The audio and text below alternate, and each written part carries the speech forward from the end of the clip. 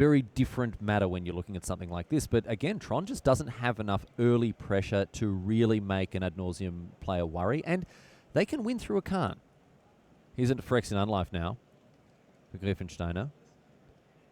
One of the other ways for the ad nauseum deck to keep itself alive through a Spoils of the Vault or through a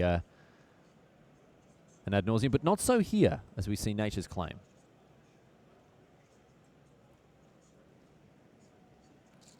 So let's see, can he have the Tron here? So already got a mine. It looks like a tower, but that is a mine at the top of your screen. That's a mine that's just been tapped. Tower in addition. Looks like we're going to see a chromatic star. Immediately cracked away. And I think he did just chose a mine. It was the Luna Park mine with a big mouth that's eating the minecart, I think it was. How do you call it? Luna Park? Have you heard of Luna Park? Oh, yeah. It's a famous theme park in Australia. Oh, it's one in France too. Oh, there's one in France? And do you walk through the big open mouth as you go through it? No, we don't. Okay. This one, yep. There it is, yep. Looks like a looks like the entrance to Wario's gold mine as well, from Mario Kart. Even got the little guy there. All right. Pick up that blue shell. All right, got a Sylvan Scrying now. Floating mana of course, that chromatic star. So user is going to be able to assemble Tron. No, he's not floating mana. He cast a chromatic star. And then he cracked it and floated mana. Yep. Yeah. So that he doesn't have a mana left. Doesn't have any mana left. No, but he used the mana from the forest and the star there. So Scrying goes out so and next turn he can play either a Karn or a Wurmcoil Engine, but that would be a little slow because now Daniel is threatening ad nauseum next turn. Another couple of cards on the top here, and you can see that one of the really important aspects of this ad nauseum list is filtering. They really value scry effects. That's why they're playing the temples. They value cantrips and serum visions and sleight of hand, that sort of thing, because this deck really has to hit the right cards in order to go off. And that's one of the things that we saw in game one. They play serum visions, they play sleight of hand to put cards at the bottom. So when they play Spoil of the Vault, they have less chances to have the cards they're looking for at the bottom of the library. Well, that wasn't enough in game one, but that's in theory that's what happens. So user now with an Ancient Stirrings. He's going to be able to activate Tron or put Tron together here by the end of this turn, you would think. And as I cast my eyes over his list here, Raph, I can tell you he is running threats such as Khan Liberated, obviously, he's a 4 of, 3 Wurmcoil, 2 Eugene, the Spirit Dragon, and 2 Ulamog, Cecil Hunger, in addition to 3 copies of Walking Ballista. So all of these colorless threats are very, very useful to have. But of course, the man, the myth, the legend, Khan Liberated is going to come down and chuck some punches about. Look at that, jump on the 1s and 2s and give Griffensteiner a good old pasting. But again, not the be-all and end-all threat that it is in so many other matchups here, Raph. So it really depends on what Daniel has in hand. If he has Angel's Grace and ad nauseum, this game is over. If he only has ad nauseum, there might still be a chance for Martin to get back in this game. Well, let's see how things progress from here. If Daniel has Phyrexian Unlife and ad nauseum, I don't think he has enough mana to cast everything. He would need 1 more mana. So it would be 5 plus 2. That would be 8 mana total to do everything he wants. So user is going to exile a land here. He can exile a land. Gemstone Mine. Which is probably a better ID than just... So Lotus Bloom comes into play off of Suspend. Here's an Angel's Grace from Griffensteiner. So he had everything. And an ad nauseum. So he's just got it. Now we're going to be able to see Griffensteiner go off. He's going to draw his entire deck. This will put him to a negative life total. But because, of course, of that Angel's Grace, it means that he isn't going to lose the game this turn. Martin User is going through and confirming that Griffensteiner has all the pieces he needs. So once again, to reiterate, Griffensteiner from here will exile 3 Simian Spirit Guides to float 3 red mana. He'll then cast a Lightning Storm.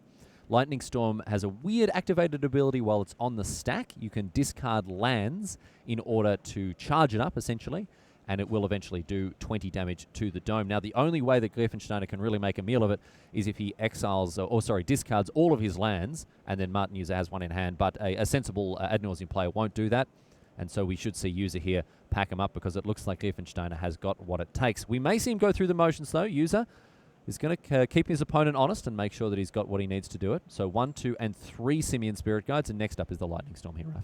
So what Martin was doing, he was checking what Daniel subverted in. So we saw Thoughtseize, 2 of them, I think, 2 copies, 1 Echoing Truth, and I think that's it. So, Lightning Storm put on the stack thanks to the Simian Spirit Guide, and Griffensteiner is going to discard 8 lands here, so that's a total of 21 damage coming the way of Martin User. And User isn't going to have too much more of a response other than to pack up the cards and go to the next game. So, Griffensteiner giving us a little tour of how that combo there can work, and User will be disappointed that he wasn't able to snatch another victory from the jaws of defeat there.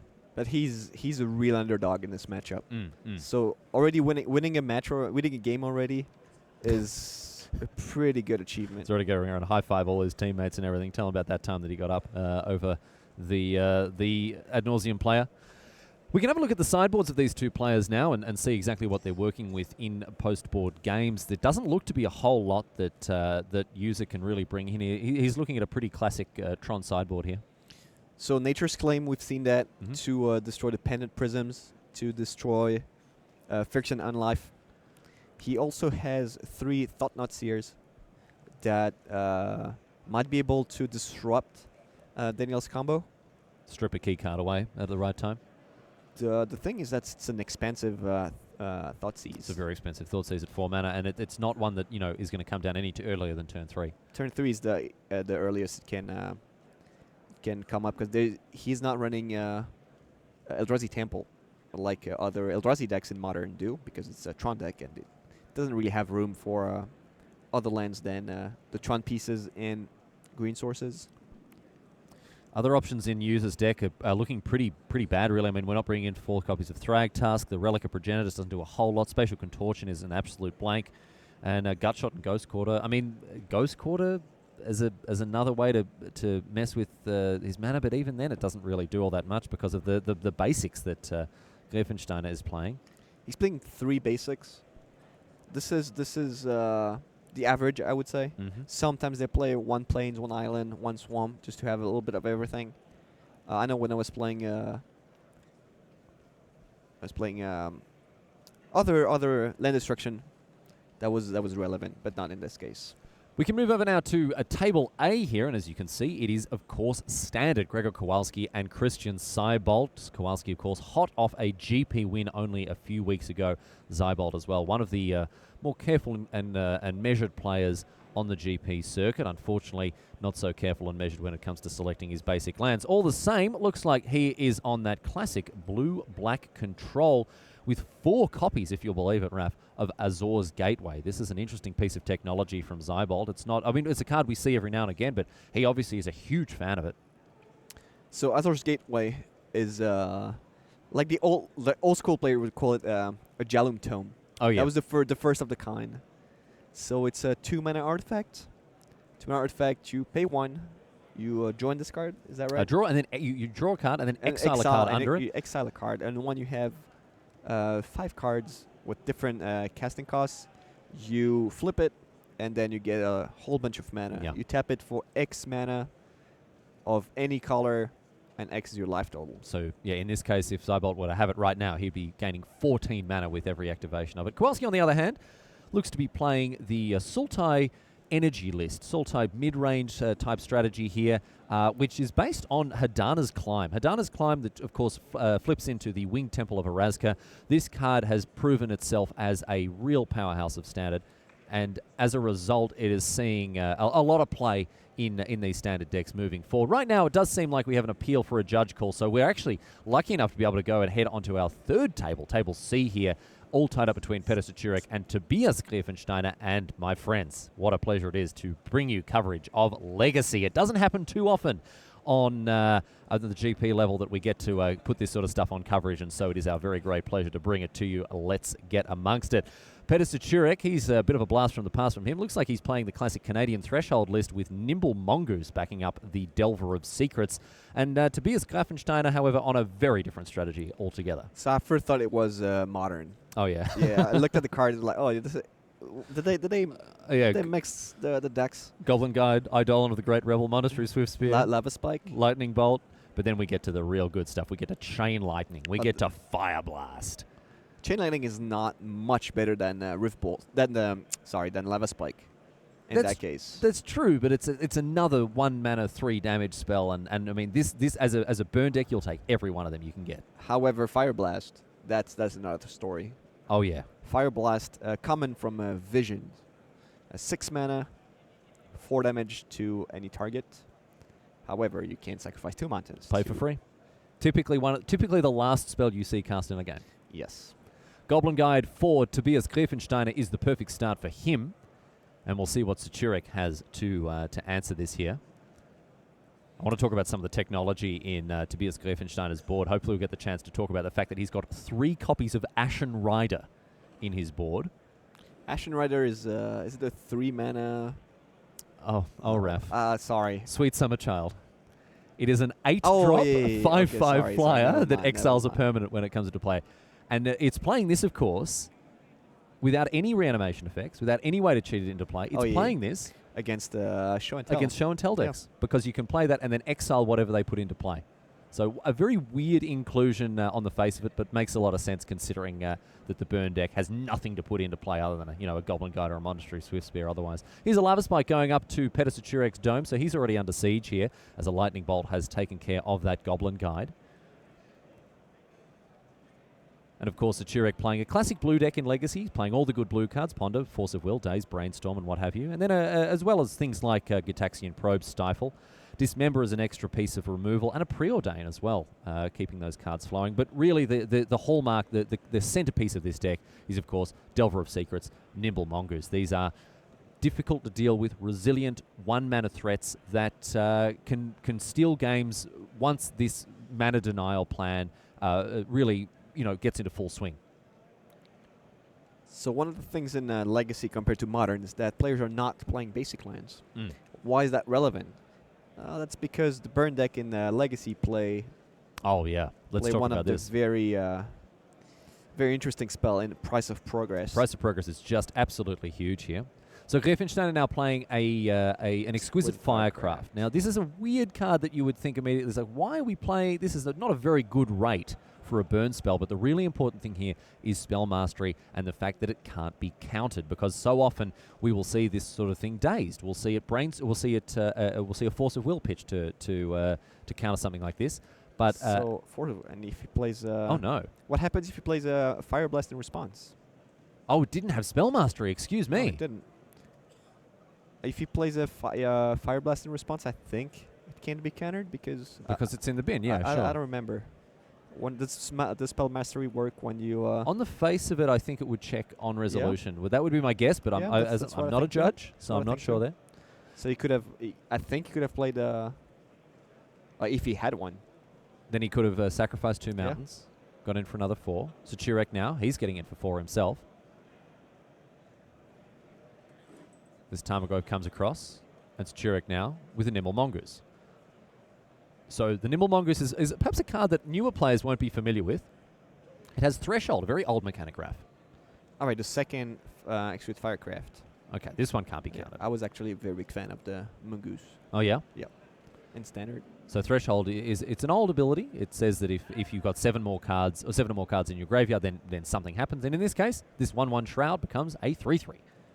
So here we have an invisible interaction on the left side with Wasteland. Okay. So why Wasteland is so key in this situation? First of all, it can give the Nimble Mongoose +2/+2 because he would put 2 cards in his Peter's graveyard. If he sacrifices Wasteland on his own land, he would get 6 cards, and if he plays anything else, he would get 7 cards.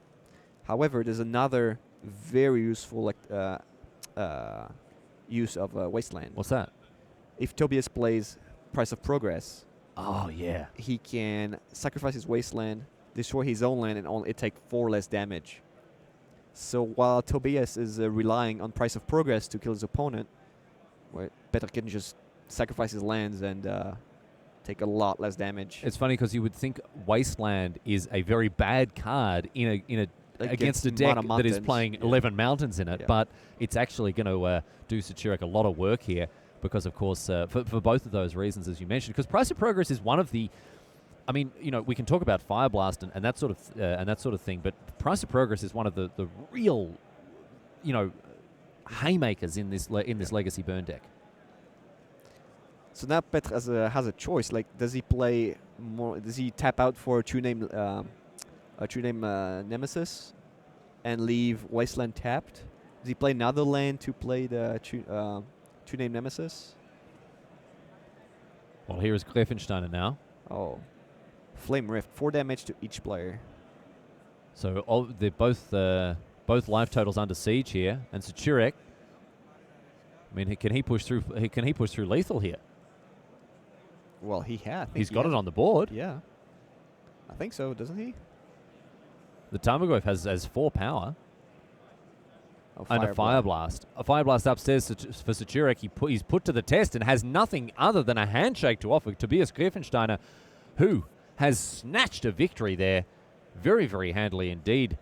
Legacy Burn, still a force to be reckoned with in the format. It seems going up against the best in the form of blue-based, mana denial plan or resource denial plan, things like Daze, things like Force of Will, Stifle and what have you on the back of Delver of Secrets. Not enough to get Saturek over the line, so Griffensteiner picks up a win for his team. And unbelievably, Raphael Levy, unbelievably on the middle table, Martin User has also beaten Daniel Griffensteiner there. So it all comes down to this match between Gregor Kowalski and Christian Seibold here.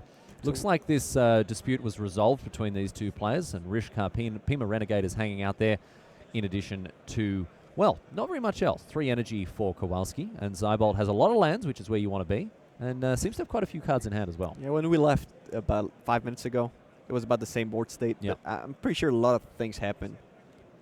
So Kowalski now with 5 mana. We're going to see the Scarab God come down. It's going to be a Bristling Hydra. Oh, excuse me. He played the Foul Orchard. So up to 6. And this is a deck of a different stripe when we think of the old Temur Energy days. This is a different deck altogether because, again, it has a much more aggressive bent thanks to things like Hadana's Climb. And Glintsleeve Siphoner is a great way to gain early card advantage in addition to things like Jade Light Ranger, and of course Vraska's Contempt, the all-star, standard all-star, deals with anything. Pointed at something and it goes away. So what you expect from the blue-black player here is, or what he wants is a Wrath effect or something to deal with the Hydra. There is one in Christian's sideboard. Okay. In Bontu's Last Reckoning. That would be able to deal with the Bristling Hydra and Rishkar. But he didn't play. He has maybe 1 more turn. So Kowalski is going to cycle away a land here. Both players seem to have pretty full grips. And I can see Seibold has got a couple of counter spells to work with, a Disallow and a Dispel. A Torrential Gearhulk will also be fine to block the Hydra right now because he only has 6 energy. Does he have a graveyard though? I don't know if it's a graveyard or if it's exiled. It looks like it. I mean, it's the classic turn to the side above your library there that would indicate that those cards have been exiled, but we're not exactly sure how that would have happened just yet. Oh, Vraska's Contempt. Okay. All right. There seems to be quite a few cards in exile, however. Seibold. Vraska's Contempt. Oh, yeah, so they are exiled. Okay. But now he cannot play the Gearhulk. No. He doesn't have the mana. Okay, so he will take the spanking from this Hydra, by the look of things. Obviously, Vraska's Contempt not doing too much against a Bristling Hydra, especially with a nice stocked energy pool here like Kowalski's. So what can Kowalski get it done? How can he get it done here? Not going to be able to push through lethal this turn, you would think. That's 13 life is a lot. It is. Especially considering Christian has counter spells in hand. He has a Disallow. He has at least 1. In comes the Hydra now. It's only for 4. Kowalski is keeping his energy in stock just to threaten hexproof. Well, yeah, because it would require quite a number of removal spells here for this Hydra to actually bite the dust. And we're going to see now Walking Ballista for 3. So that is a nice way to pressure Seibold's life total, but of course he is going to have a response in the form of Essence Scatter. Cheap way to deal with the Ballista. So now Torrential Christian is drawing live with Torrential Gearhulk because he can't deal with the Hydra. I think Essence Scatter is one of the secretly the best cards in Standard. Is it? I really think it is. There are so many. If you think about a card like Vraska's Contempt as a 4-mana instant speed removal spell, being the premium card, Essence Scatter just does exactly the same thing for 2 mana less. There are so many creature cards that you cannot afford to let enter the battlefield. Scarab God, Hazaret, Bristling Hydra, Torrential Gearhulk, and I mean even the if you're trading an Arncrop Crasher, if you're trading an Earthshaker Kenra for an Essence Scatter, you're happy. Vraska's Contempt, I mean, sure, it gains you some life and it can do some work, especially against gods and what have you. But Essence Scatter just answers all of these questions straight away. I think it's actually the old debate between counter spells and removals. Well, the thing is, Doomblades these days cost 4 mana. Essence Scatter still costs 2. I think this card is really, really good, and I think people should be playing more of it. Doesn't do much on an empty board. Doesn't do much on an empty board, but it helps to keep it empty. It helps to keep it empty. And yeah, I mean, you don't get any life off it, but also you don't get hit for 5 if you can't cast a 4 mana to exile the Hazaret as soon as it's played. I like seeing it in blue-black mid-range. I think it's fantastic in that deck as well as a 2 of or as a 3 of, keeping the board on your side of things. Kowalski looks like he's doing some quick mathematics here, trying to figure out exactly how he can get Zybolt dead. Probably will involve an attack with that Bristling Hydra. Oh, hello! Look at this. He has an Oasis in hand. 2+3/3 the Hydra. So unless Zybolt has 2 removal spells, or a blocker, this could be troublesome here for Zybolt, who's going to be Oasis. Putting a lot of pressure here. Hashep Oasis. So sacrifice this, and this Hydra now. Hexproof, and 8 power, and it's a disallow. Yeah. Okay, so disallow on the activated ability of the Hashep Oasis is going to mean that ability will do nothing, and instead the Hydra is going to come across for just 5. That's a line you often forget. The counter activated ability. Yeah. Disallow counters anything. Anything at all. Because it's so wide, you can do so many different things that sometimes you just forget about it. Zybolt now down to 4, drawing 2 cards with the Hieroglyphic Illumination, and he's going to have to find a way to pull himself back into this, because that was a tidy little play there, kept himself in the game, of course, but is it going to be enough? He needs a way to stabilize. He needs a way to lock down the board. Was it the end of turn?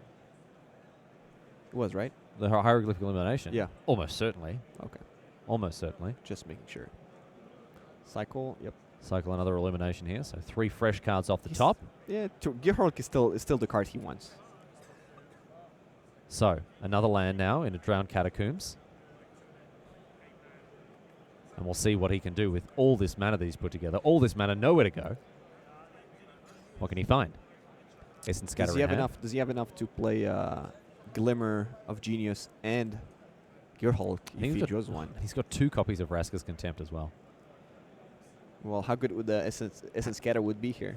Well, it'd be about as good as those Vraska's Contempt. Actually, Vraska's Contempt is better because he can play 2. Oh, you can double. Yeah. Okay, all right. I take your point.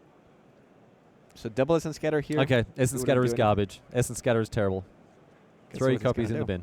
Yep. There we go. And he's going to empty Kowalski's energy pool. So Kowalski now with that somewhat greedy play before, going for the kill with the Hashep Oasis, and has been punished for it now. So Zybolt does force that energy reserve to be emptied. And yeah, he wouldn't have had the mana to do the same thing, to do Vraska's Contempt again, and counter the second ability from the Hydra. So Kowalski has kind of walked into a trap of his own making here, unfortunately for him. I mean, obviously he didn't have all the information on hand, but Vraska's Contempt will be able to clean up this Bristling Hydra very quickly here, you would think. Not sure what the delay is for Zybolt here. There seems to be only one correct choice to be made. And he would go up to 6 life, which puts him out of reach of Working Ballista. Zybolt finally realizes, oh yes, this second one is... oh no, okay, it's going to be something different. Good. It's going to be a disallow instead on the activation there. Oh, and then he has another Essence Scatter in hand, I think. Yeah, see? To counter the... Oh, yeah. Essence Scatter, so good. I mean, still would have worked. He still would have had enough mana for the Essence Scatter either way. But this means that Vraska's Contempt is a nice insurance policy. That's right. 2 mana here for Kowalski. What could it be? Serve the Conduit, perhaps? Constrictor. Constrictor. Siphoner. It's going to be the Constrictor. So, is Cybold interested in tussling with this snake? Or is it going to go back to the foul pit from which it arose? We'll see. It's probably the safest creature he can play. And Christian's happy to see the snake. All right, well, I think. Winding Constrictor hits the battlefield. And Kowalski now, is this going to be another walking ballista here? So this is ballista for 4. And that is going to be it. That is going to be an Essence Scatter with the best card in Standard. The best card in Magic, Essence Scatter, taking care of the walking ballista. Sorry, second best, Goblin Law, number 1. I think the combination of Essence Scatter and Vraska's Contempt is best. It's pretty potent. Yeah. Having both of them together. And now a way to deal with the snake with double Moment of Craving. Oh, Christian Cybold. Yum. He craves that the snake. He craves that crunchy snake. Yummy. Oh yeah, I actually met a guy in summer when I was in Australia. I met a guy, this is not a joke, named Bruno, who was walking from Thredbo to Canberra, who ate a snake. He came across it in the Australian outback. He chopped its head off with a machete and he cooked it on his fire for that dinner. It was insane. Was it a moment of craving? He certainly had a moment of craving. He wanted that. You know what he said as well, which was very disappointing. When I said, "Oh, what did it taste like?" You know what he said? Tastes like chicken. Yeah. Everything tastes like chicken. Anyway, Bruno, if you're watching, I hope you got to Canberra safely and the next snake didn't chop your head off with a machete. Kowalski now. He's still got a nice full grip, and that's what you want to be. That's where you want to be. Oh, you want to be. I think you want to be on Christian's side here. Mm. You want to be like every card is more relevant. If you draw a draw spell, if you draw a glimmer. Sure, I think Cybold's done a great job of stabilizing, but I don't think Kowalski's out of it just yet. Actually, he's not playing glimmer. Never mind. He's playing elimination instead. So Cybold continues to deploy lands, only down to 2 cards in hand. However, this Servant of the Conduit is not much of a threat just yet here. Oh no, you want to be. Yeah, Greg has a lot more cards. Never mind. I didn't see how many cards. Yeah, he has a got a bunch. I think one of them is Duress as well. Yeah. So whenever he wants to play, how has he got so many cards? He's got 6 cards in hand, and Cybold's the one who's been casting Hieroglyphic Elimination. It's probably because he's drawing only lands. Christian is playing all the lands, and he wasted like 2 cards for 1 every time. Yeah, that's true. So for the snake, there's 2 moments of craving. For the Hydra, it was disallow and Vraska's Contempt. Cybold negates that duress there, and now it's going to be Servant of the Conduit coming across. Yeah, Greg is in full control actually. Kowalski's in a great spot, oh, and that's wow. and this is it. You Carnage just need Tyrant. You just need cards, cards and cards and cards. 6 mana Carnage Tyrant. How about your Essence Scatter here? That'd be pretty good. How about your Vraska's Contempt here? Also amazing in this situation because it's a creature. And both of those cards deal with creatures, except when they can't be countered and are hexproof. So this 7/6 Trampler is really going to put Cybold to the test here. Kowalski is playing 2 of these in the board, and this is the matchup where they really shine. Because again, this is the pretty emblematic of the black-blue control decks. They don't have a lot of hard removal, and Kowalski now Blossoming Defense on the Servant of the Conduit, which means that Cybold isn't going to be able to gain any life, and that is that here for Kowalski, stealing a win 2-0 against Christian Cybold. So the dream team of Kowalski, User, and Saturek continues its undefeated run so far as we welcome you back to the booth here at the Pro Show at GP Madrid. My name's Riley Knight, of course, joined by Raphael Levy. And we certainly saw some fireworks in the feature match area this round. I mean, Fire Blast too. We saw some fireworks and some Fire Blast. That's very true. Legacy Burn. I'm very interested to see if this is a deck that is going to stick around. It is one of the more, I guess, accessible decks in the format. It's something that is a little easier to put together than many of the other lists in Legacy. But what really interests me there is Tron beating Ad Nauseam 2-1. Yeah, we missed the last game.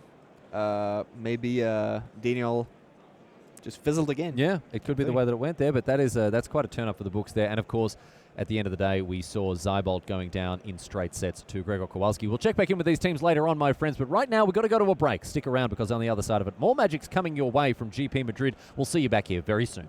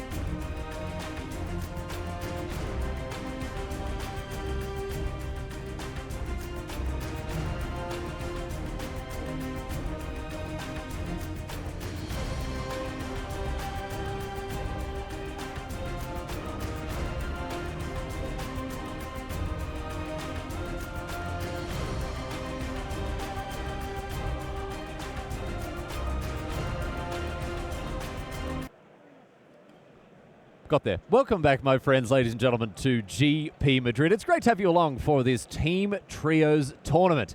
We're, of course, live out of the capital of Spain, and it is great to have your company. My name's Ryan Knight. I'm joined, of course, by Rafael Levy, the Hall of Famer, and we are going to get underway now with some time walk magic. So, as we get players seated and ready for round number 4, in the meantime, we are going to be able to check in with some of the action that took place previously in round number 3. So let's get to it and see how things shook out in our backup table here. So as I mentioned already, this is a replay. This is a replay that has already taken place, but we are all the same going to be able to enjoy a little bit of bonus extra cheeky magic here before we get on with the next round. And we've got Blom, should have had a practice at that before I just tried to raw dog it there like that.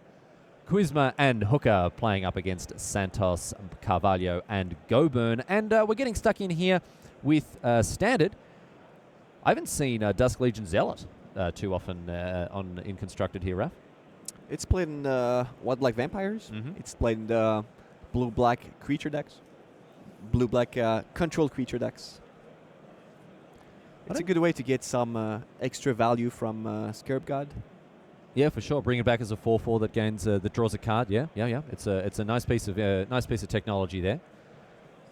So let's catch up a little bit on this game. We have Bernardo with a lot of stuff, a lot of creatures. He has a Liliana, and on the left side, Max Schublem with well, pretty much behind here, with only 4 lands against Bernardo 6, and an empty board, pretty much. This is just a search. This is not where you want to be as a control player. You want all the lands that you can get your hands on, and right now Bernardo Santos is just firing on all cylinders. He's got more creatures, he's got more lands, he's having a much, much better time, it has to be said here, than Max Schublem. He's scrying with the search for Ascanta. Which is flipping regardless here. Oh, he can choose not to. Oh, sure. He can, if he really wants to, he can choose not to, as we have a closer look at Liliana Death's Majesty. Another interesting choice here. 2 copies of it in the deck of Bernardo Santos, who, I have to say, has... did you ever read Babar? What? Babar, the King of the Elephants? Yeah. The book there? What about him? Bernardo Santos's handwriting looks exactly like the writing in the Babar books. It is beautiful. Okay. It really, really does. So Sjoblom is going to be able to flip that search for his canter, which means he's going to have access to a few more lands. He's going to catch up, actually. 6 lands this turn. Bernardo has a Field of Ruins to deal with Ascanta. I don't know if he has something else to do this turn, but that's definitely an option. So Fatal Push now on the Glint Sleeve Siphoner, looking to contain any extra cards drawn by Santos, who does have enough energy, or would have had enough energy to activate the 2/1 there. Gonti sitting on the card from Max's deck. And a Torrential Gearhulk now for Santos. Just a 5/6. Just a 5/6. That Fatal Push in the bin not doing too much in the face of Sjoblom's empty board. But he does have the answer. He's got a couple of copies of Disallow, but of course the best card in Magic, it is Essence Scatter, taking care of the 5/6. And this is where that card is so much better than Vraska's Contempt. This was mostly to tap Max's lands end of turn, so we didn't have an activation from Ascanta. So in come the Clowns here, 5 damage for Sjoblom, who I think is being knocked down to 5 now. He's really under siege. Liliana upstairs, 2 cards in the bin, and a 2/2 zombie. I really like Liliana. I like that Liliana. I like the fact that it's just a better format of Zombify. We didn't have so many Reanimator spells lately. No. I mean, really, Reanimation hasn't been a tier 1 as a standard strategy since what? Unburial Rites? There were some more fringe cards that would reanimate for 5 mana, but that's exactly what Liliana does, plus extra stuff.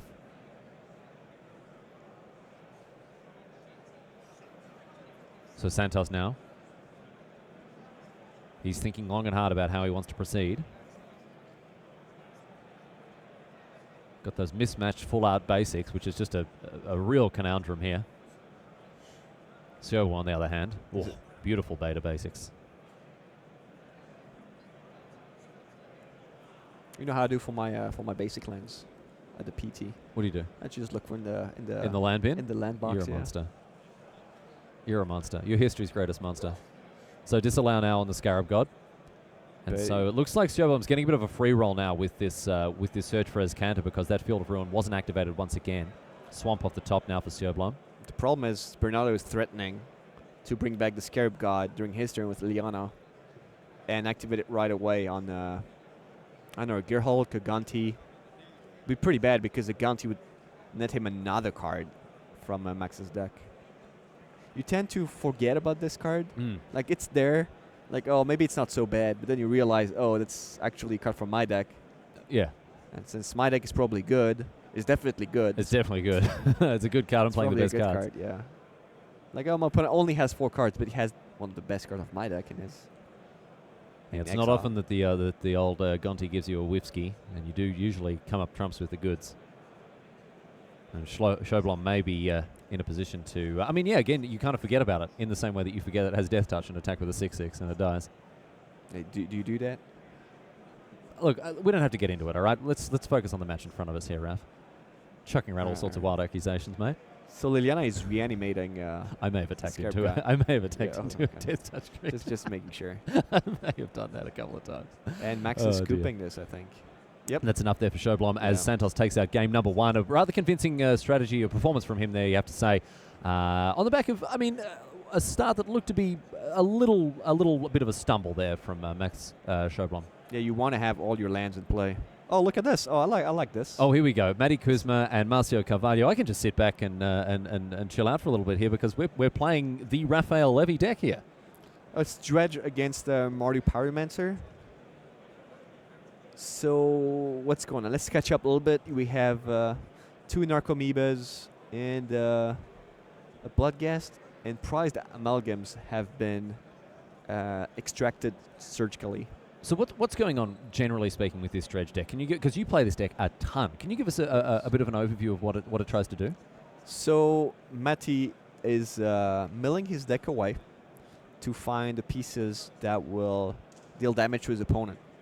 And in these pieces, you have Narcomoeba. It's a free 1/1 flyer. When you mill it, you can just put it into play. You have a Bloodghast. That's a 2/1. With Landfall, when you play a land, if it's in your graveyard, it comes back into play. And if your opponent has 10 life or less, it has haste. And if you have prized amalgam in your graveyard, every time you bring a creature back into play, it comes along for the ride. So Carvalho obviously has dealt with the 3/3 here, but this is the prized amalgam was one of the cards that really put Dredge back on the map, in addition to, of course, the unbanning of Golgari Grave Troll, which once again has departed the format. And the other way to deal damage is to play Life from the Loam, get lands back from your graveyard, increase your hand size, and cast Conflagrate from your graveyard. So with Flashback, red X, discard X card, deal X damage to whatever you want. Whatever you want. And it can generally deal upwards of, like 6-7 damage once you've got a nice full grip. And that's how it goes there. These Lingering Soul tokens, Hustling and Bustling. Kuzma takes another 2. Carvalho, of course, playing Mardu Pyromancer, a deck that's really been propelled into the stratosphere. I mean, in the weeks leading up to the last Pro Tour, of course, it did pretty well. A couple of top GP finishes there in the hands of many players around the world. For example, Galan Falak-Fasa. Yeah. But right now, after Jerry Thompson's great finish at Pro Tour Rivals of Ixalan, it's a really good choice for players moving forward. So in this matchup, it feels like if Marcio does not have a hate card, as in Late Out of the Void or mostly Late Out of the Void, it becomes really hard for him to win because he doesn't really have the tools to stop the Dredge player from going off. And now you see he has 4 Narcomoebas and Bloodghast that are going to go, maybe not all the way, but they're going to do a lot of damage. And then Mati is going to be able to conflagrate Marcio away. Carvalho is sitting on a Collective Brutality, a Bedlam Reveler, another mystery card hanging out the back of his hand there. Here's a Life from the Loam. So getting 3 of the lands from the graveyard. Mountain, And Mountain. He's going to cast a Conflagrate here. I think for probably everything. Just discard, just bin the hand there. Yeah. All right. Is there another Bloodghast in the graveyard? Oh, I think there is. So how many cards? Because now Mati has the choice between killing the spirits and putting everything on Martial's face to put him down to 10, and then being able to attack with the blood gas that would come back from the graveyard, because it would gain haste, and therefore would be able to deal 2 more damage.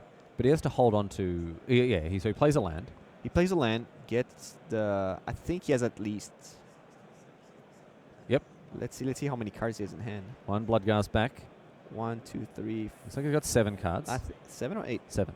If it's 7, then there's no point in putting everything in Martial's face.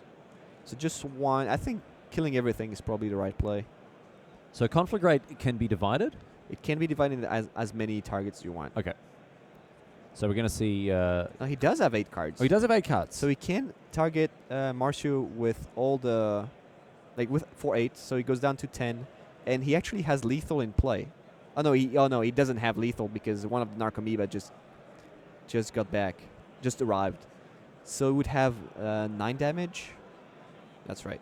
Okay. So it would be 9. He doesn't have to jump with Young Pyromancer, but he would be on 1 if he doesn't have a bolt. Looks like he's got a lightning bolt in hand, however. He's got an instant at least, so that is going to mess up the maths a little bit here, as a lightning bolt is going to push through some damage and also generate a 1/1 here, a nice blocker here for the Young Pyromancer. So this is not a lost cause for Martial, because if he survives this turn and he plays, for example, the 3/4.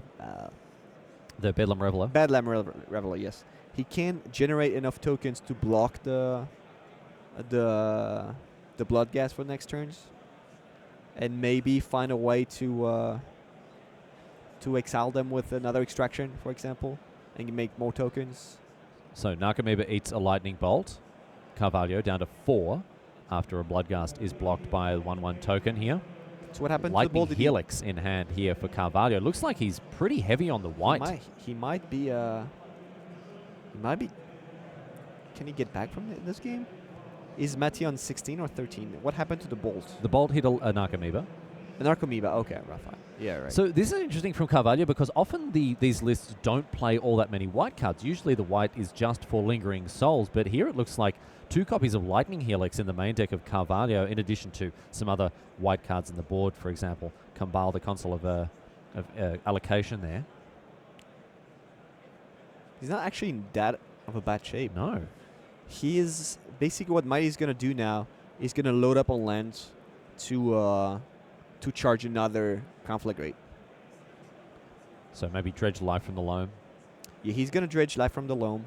He's going to Faceless Looting to get more of the Conflagrate in the graveyard and be able to cast it like in 2 turns. Because I don't think Martial is attacking anytime soon. No, and he can put up the blocks, of course. Lingering Souls in the graveyard as well to shore up that Air Force, in addition to that Lightning Helix, which will offer him a little bit of a buffer for that life total. Matty is just going to send his Bloodghasts. He's going to send them. They're going to trade for tokens, but that's the time he needs to get the second Conflagrate online. So Collective Brutality, it looks like we're doing the old Drain You mode as well, with an Elemental. All right, so he chose another path, the path of attacking. That's a line I didn't think of, but that could actually work. So he's on 14. He's going to take 4 damage, 10, 7 with the Lightning Helix, and Martial would be on 9 with 2 blockers. Not too bad. Not too shabby, it has to be said. Carvalho finds a way forward now, with that Collective Brutality being a decisive play for him. But are we going to see an attack here? It's probably the only winning line, too, because waiting is not winning. Waiting is not an option, because we see Mati can dredge enough times to get there with... Oh, there was another there was another Lingering Souls in the graveyard, so it's more creatures. Oh, there's a game here. Plenty of blockers in the way now for Marcio Carvalho, as Matty Quizma is going to have to work very hard to push through those final points of damage. He's got Carvalho down to 6, so it's all about what he can find in terms of... I mean, what are the key cards that are going to push him towards a victory here? Is it all about Conflagrate? For Mati, yeah, I think so. I think Mati, last turn, he made a crucial mistake. Okay. That's what I'm not sure, but I could say that not killing the Pyromancer and the tokens, and going for the face, might have been just a bad investment. Because things have really spiraled out of control since then. Because imagine the board with no elemental or just one, and 2 less spirits. That would be a different. And Martial would be on 10, but he would have all his creatures. So it would be a different game state. Quizma is dredging life from the loam now. Okay, well that's... And a Bloodghast hits the bin. That's not bad. That's not bad. Means more pressure here. Yeah. So Quizma is going to play this life from the loam now. Gets back. Looks like exactly the same lands as last time. That's right. Yeah. Blood Crypt, stomping ground in a mountain. So now what he can do is play the mountain, play lootings, play faceless looting to get both of his life from the loam in his hand. So next turn he's able to do double life from the loam and confligate for 5. Actually for 6 because he draws another card. And Quizma now. He's going to play a land, bring back those Bloodghasts. So that's not what he's doing. So Bloodghasts numbers 3 and 4. Oh, if only they were Master Biomancers. Or is it Biovisionaries? One of the two. What? And another Conflagrate, discarding 2 to take care of 2 Oh, spirits. he has the Conflagrates in the graveyard. Oh, I didn't see them. I thought they were other cards. Big attack from Quizma here. And Carvalho with only 2 blockers remaining. Lines up the only block that he really can. He's going to fall to 1 here. Carvalho does have a Lightning Helix in hand to buffer that life total, but Quizma taking a very aggressive line here, Raf. Is he... No. So it would be 3 damage plus 3, so it's 6. Now there's nothing that deals 5 damage. Carvalho on 1. Thoughtseize in hand, an absolute stone cold blank. He has a Lightning Helix as well to buffer his life total at least somewhat, but Quizma, all he needs to do is draw a land or play a land which he's guaranteed to do with a life from the loam. Quizma here, poised to take out this game and indeed this match between him and Carvalho. We can see things locked up on our back table there. Jori Hucker and Luis Goburn on 1 and 1. Schoblom and Bernardo Santos 0 and 1 in favor of Santos here. But is Quizma going to be able to push through the final points? Cast life from the loam. Yeah, it wouldn't actually matter now how many cards he has in his deck because the Bloodghasts are going to be too much. Only 6 cards left in his library, but it should be enough here. Especially, he has another Conflagrate in the graveyard. I hadn't seen the Conflagrate in his graveyard. So he can just Conflagrate for 1. So there's the Conflagrate. Discard 2, just for good measure. Yeah, because, he's playing around the Lightning Helix. So 1 and 1. Carvalho now, priced into playing that Lightning Helix. And that's going to keep him in the black at least. He's going to go to 2 life, but then, of course, those Bloodghasts is going to overwhelm him here. Quizma with 1 card remaining can bring back those multiple copies of Bloodghast, and this could be it. This could be it here. Nakamiba down. The thing is, there's no path to victory for Marcio here. He cannot come back from this. He can mill Mati, but that's probably his only win condition here. Lands bring back the Bloodghast. They are tapped and attacking, and Carvalho goes down in straight sets here to Mati Quizma. And that means that the fellas on the left-hand side of your screen pick up an early game win here.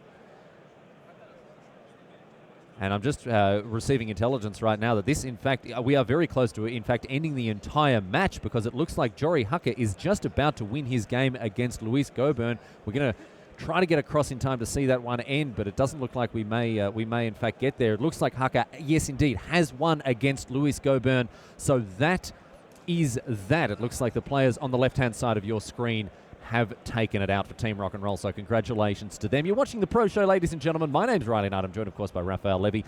But we are about to step out of the booth for just a few short moments, and you'll be joined once again by Tim and Moraine. So don't go anywhere. Plenty more action coming your way from GP Madrid. We've got to go to a break now, but on the other side of it, we'll see you back for more magic from GP Madrid.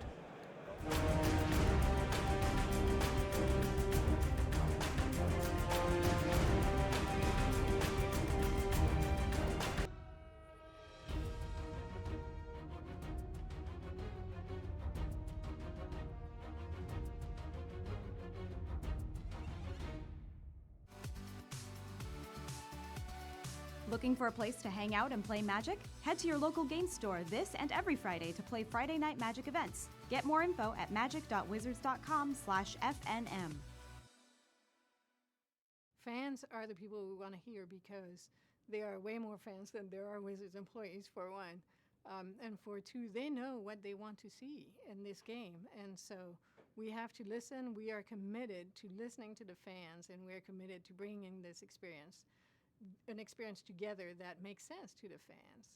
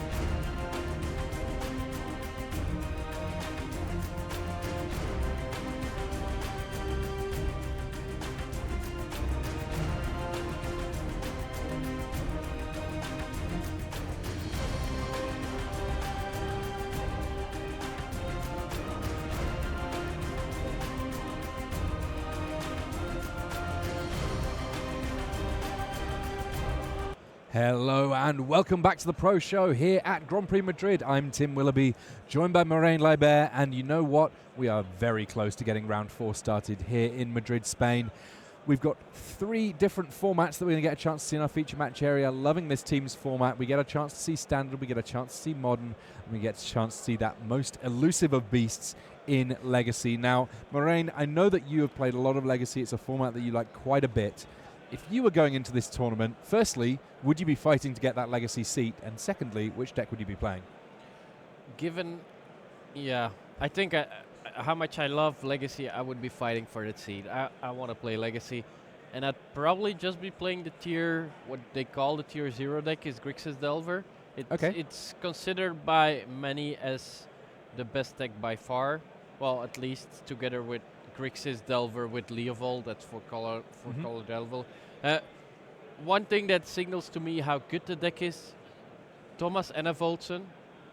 He's normally known for playing Death and Taxes, the mono-white control deck. He's like the European Craig Wescoe in Legacy. Bit taller. Yeah, he's bringing Leovold. He's playing. Wow. He's not playing Death and Taxes. Wow, that's a big sign about how a deck's performing in the format. When you can throw people off the deck that is their go-to, their mainstay, the thing that they always choose to play, when there's a deck that's powerful enough to choose to move people around on it, that is a very big deal. Like, I feel to me like when you approach a format like Legacy, the first question that you can almost ask is, do you want to be playing a Brainstorm deck or do you want to be playing something else?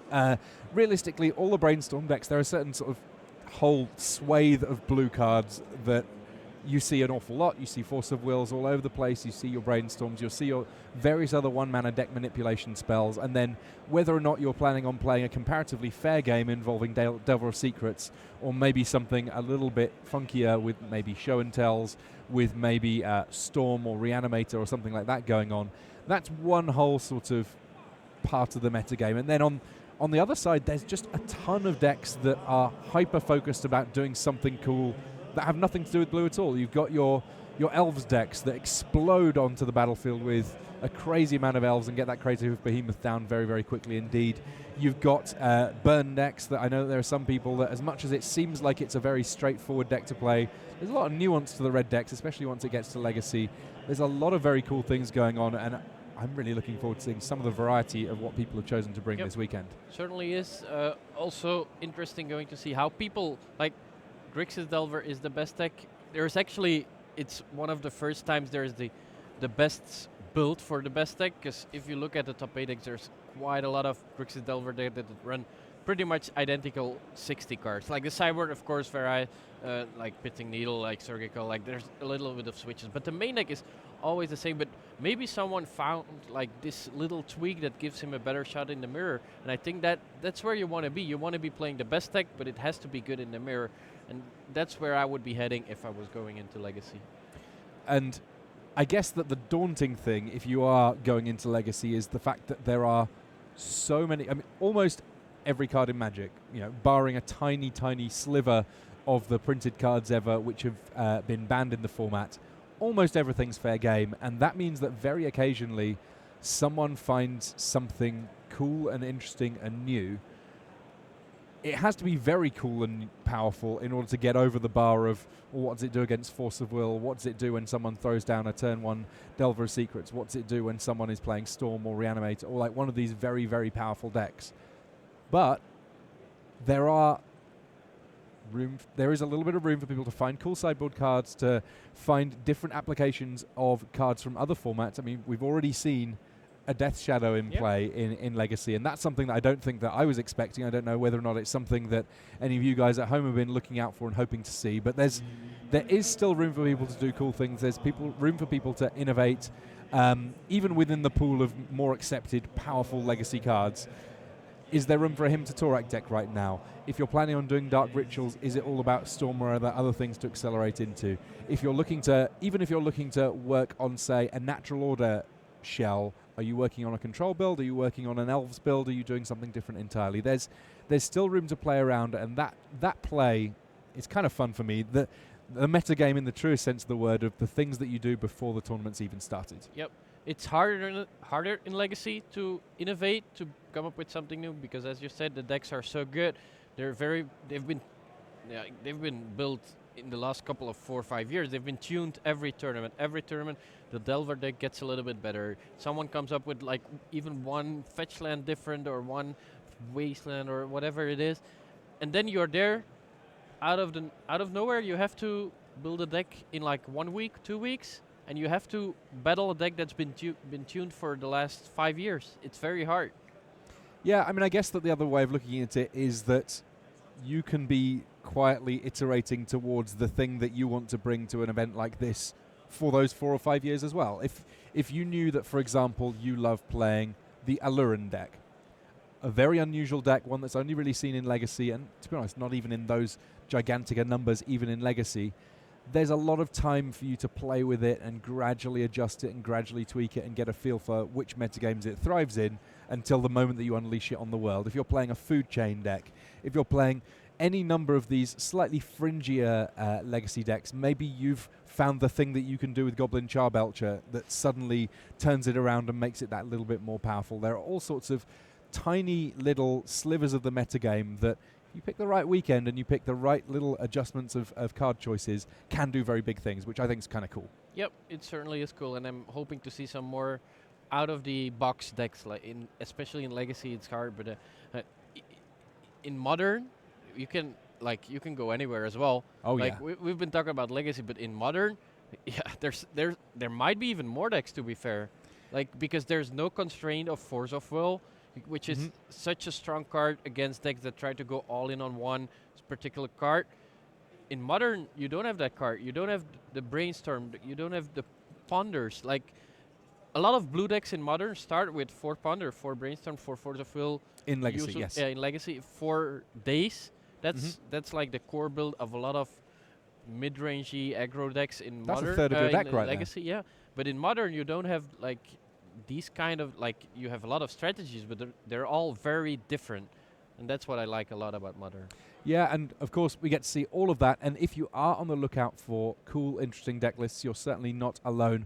Our text coverage team is scouring the room for the most innovative, the most unusual, the most interesting, the most fun deck lists, and I will let you know right now that when it comes to waking up with Magic tomorrow morning, the first round of tomorrow, we're going to have made an effort to find the coolest deck list that we possibly can to stick in our feature match area. Obviously, of the ones that make day 2, so you know that there's a certain bar of quality there, but we're going to be making a real effort to bring you some of the very coolest deck lists that we can in that morning show. That'll be myself and Moraine bringing you that action as and when it comes along.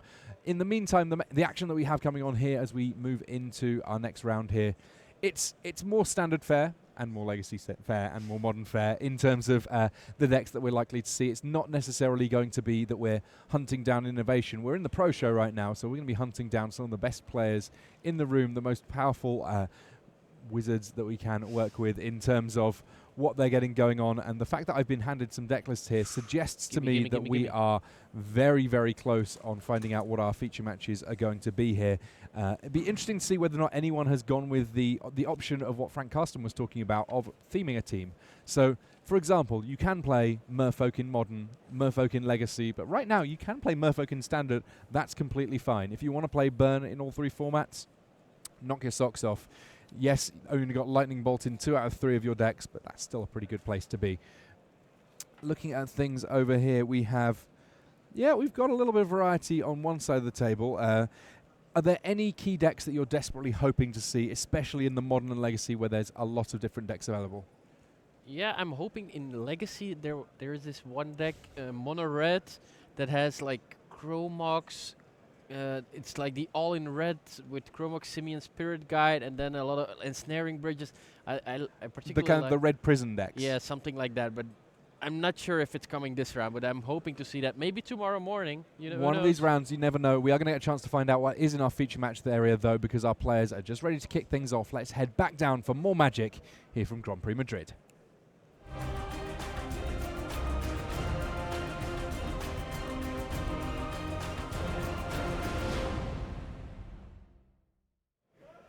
Hello and welcome to this next round of Grand Prix Madrid. We will be jumping across to our feature match area so we get a chance to see a little bit more Magic going on here, and we're going to be kicking things off with Matteo More on the left of our screen. He's up against Sveining Björnerud, and we have our red deck. But you know what? I believe that this is standard. We're just seeing some shocks here. There are better options available in Modern. There are better options available in Legacy. Turns out, though, you can be happily mono-red in this standard format too, up against Bjornerud, who appears to be on one of the blue-black control decks that have just become omnipresent in this standard metagame after some slight adjustments that have happened to what people can play with. Yeah, I'm a bit disappointed so far in our standard metagame, because I thought it would be more diverse, but we've seen a lot of blue-black, a lot of blue-black mid-range, a lot of blue-black control, and I think this might be even the first time we see a mono-red deck, which is still considered to be one of the best decks. A couple of Essence Scatters already being played here by Sven Bjornerud, one of Riley's favourite cards in this format right now, dealing with just about every creature you shake a stick at. Fanatical Firebrand, though, Ibn was able to sneak past that counter magic. It's got stuck in for a cheeky point and potentially threatening a few more as Hazaret comes down, and it looks like there's no removal for that one, and this is a big old swing from the red deck in the hands of Matteo More here, able to get in with the God plus the Goblin Pirate, who's just helping out on the side there. A bit surprised that Svenung used both his Essence Scatters when he didn't have the answer for Hazaret. We know that is one of the easiest ways to lose against Mono Red is by not having an answer to Hazaret. Of course, on Crop Crusher, yeah, if you don't have removal for that one, you kind of have to counter it as well. Pianalar is 2 creatures in 1, also something you don't want your opponent to resolve. So I guess he didn't have a choice. Let's say it that way. Well, he probably had a choice, but he thought it was still better not to let resolve these 3 drops. So, relatively straightforward plan here from Matteo More. He's looking at his opponent's life total and saying 20 does not feel like the appropriate number. Let's see if we can make it a little bit lower. Looks like we might need to adjust our score keys a little bit, because I'm pretty sure that there's been some damage already on Sven Bjornerud here. But one way or another, early doors, this game going pretty well for the red deck. Yeah, despite him not having the best draws. I mean, shock in his first turn, 2 turns, and now an attack. I'm a bit surprised that he also attacked with the... Oh, there we have it. That was a quick game. Shock 4, Lightning Strike 7, Hazaret +6 is 13. Yeah, that was actually game right there. Pretty quick game despite not having the best of draws. Well, as it turns out, that not even the quickest game in our feature match area in this round 4. Tommaso Badiali winning his game 1 against Mats Ellingson, and you know what? I think that he actually is on the red lockdown deck, which we might get a chance to see a little bit of later on in the round. In the meantime, though, Fabrizio Campanino, he's on Green Tron, and he's up against Andreas Gantz, who is playing, no big surprises from Gantz, Death's Shadow. Yeah, in this game we see an early Death Shadow already at 8 life, Andreas Gantz, and maybe even more important, Fabrizio does not have the Tron just yet. I see a mine, I see a power plant and a forest, so he's still missing the tower, and I don't see it in his hand either. So next turn might be problematic for Fabrizio. This Death Shadow deck, it can kill quite quickly. Now, one thing I'm a little bit intrigued about, maybe you can shed some light on this, is the fact that Andreas Gantz has ended up with 2 copies of Watery Grave in play, and it looks like they were both fetched up with fetch lands. Could this be a version of Death Shadow that is running a little bit lighter on the number of colors it plays? Nah, but the Grixis Death Shadow deck doesn't run that many red cards, actually. Mainly Colligan's Command, 1 or 2, but there's usually not even Lightning Bolt or something. And you really do want double blue for all of your cantrips and double black for Thoughtseize and Inquisition of Kozilek. So not necessarily a signal that it's fewer colors, simply that the blue is so important, the black is so important that Andreas Gantz feels like he can kind of wait on that a little bit. What it does signal is that he's probably not running the green version, because the green version, it probably would have fetched at least an Overgrown Tomb or something like that. Well, it looks like we saw a Dismember there from Andreas Gantz, paying the life, basically setting himself up, targeting his own Death Shadow, not killing it, but meaning that he has taken enough damage now that he's able to get a little bit more in with that Death Shadow before the likes of Oblivion Zone become an issue. Yeah, and the way that worked, his Death Shadow was actually only a 5/5 when he played the Dismember, when he wanted to play the Dismember, but by paying 4 life, it grew to a 9/9, so the -5/-5 would not kill it. Yeah, a few weird little interactions like that occurring around Death Shadow. Kind of a fiddly little card in terms of keeping the numbers straight on occasion. But Gantz here, against a deck like Tron, not too many different cards that he needs to worry about in terms of damage coming through and punishing him for going really low on life. Pretty much the only one being Walking Ballista. And with Teemo Battle Rage in his deck, maybe we're going to see a very quick kill here. Yeah, that of course, Teemo Battle Rage, another red card in the deck. Actually, I do not find any main deck other red card. That's his only red card. He's not running Kolaghan's Command, which I'm a bit surprised. Usually you see at least one of that in the GRIXIS Dead Shadow decks. The fact that that Blood Crypt has come into play tapped, suggesting that we're not going to see Teemo Battle Rage this turn. But Fabrizio Campanino taking a relatively sizable hit here, going down to 10 life. And now comes the big question. Can he do anything to put together his Tron this turn? Starts off with a Chromatic Star. Not necessarily a great sign.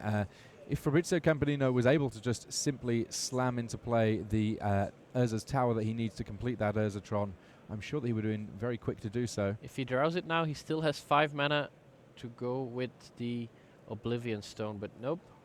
Is he dead next turn? Yeah, it's a 10/10. That's how quick it goes. Andreas Gantz finally getting some points on the board for his team. Matteo Mori and Tommaso Badiali both picking up their game 1s on the other side of the table. And that is how good that Shadow is. I mean, he played a 1-drop on turn 2, and with 2 attacks he killed his opponent without anything else.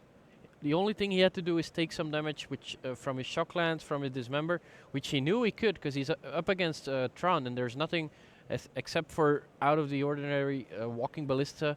Well,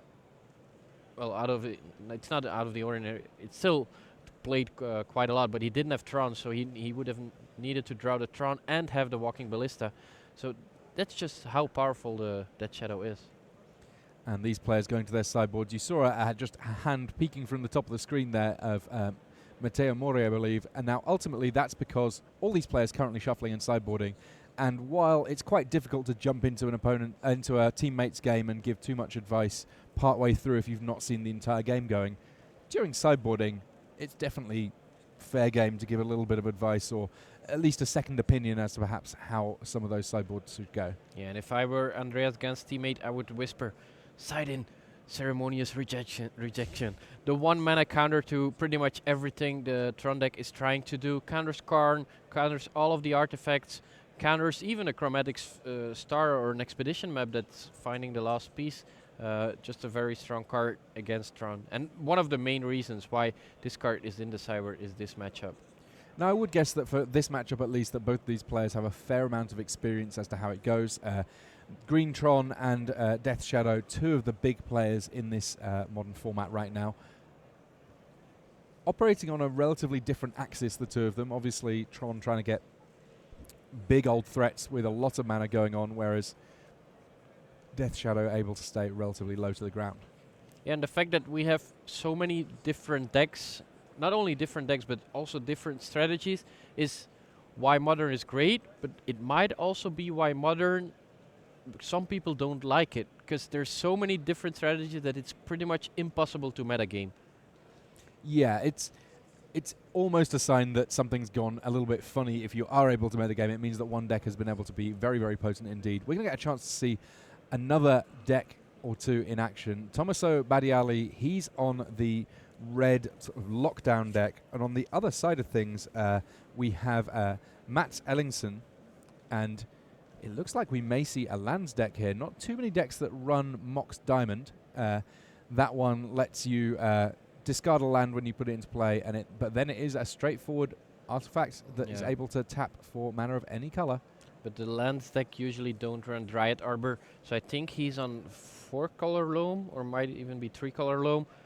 Just the normal Dark Confident, Knight of the Reliquary, Life from the Loam, Punishing Fire, Liana of the Veil deck, which has been around for quite some time.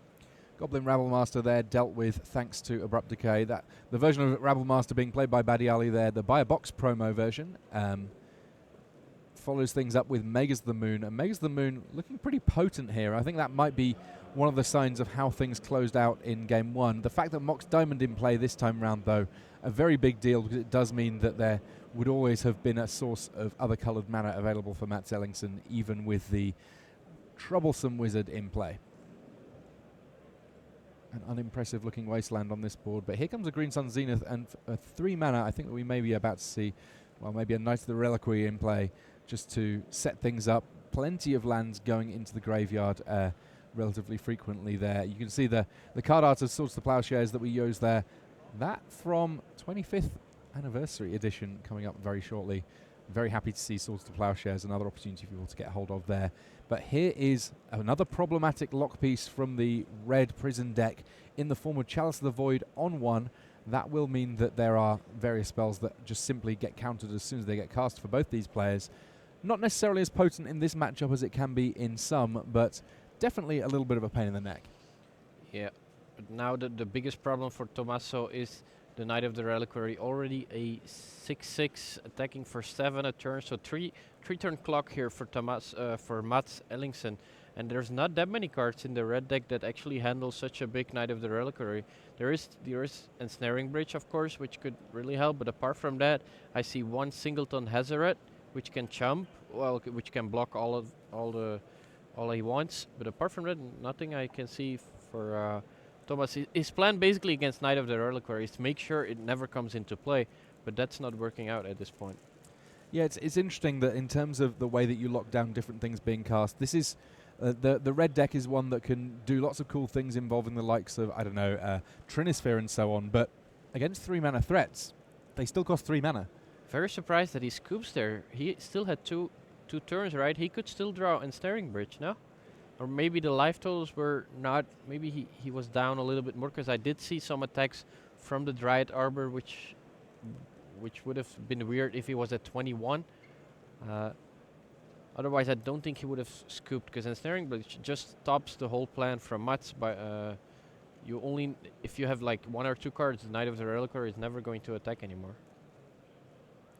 And I also think it's funny, he's now grabbing his sideboard and he's looking at Leyline of the Void. This might have been a game 1 where his opponent just didn't play anything because he got locked out and he didn't know what to sideboard, and now he finally knows.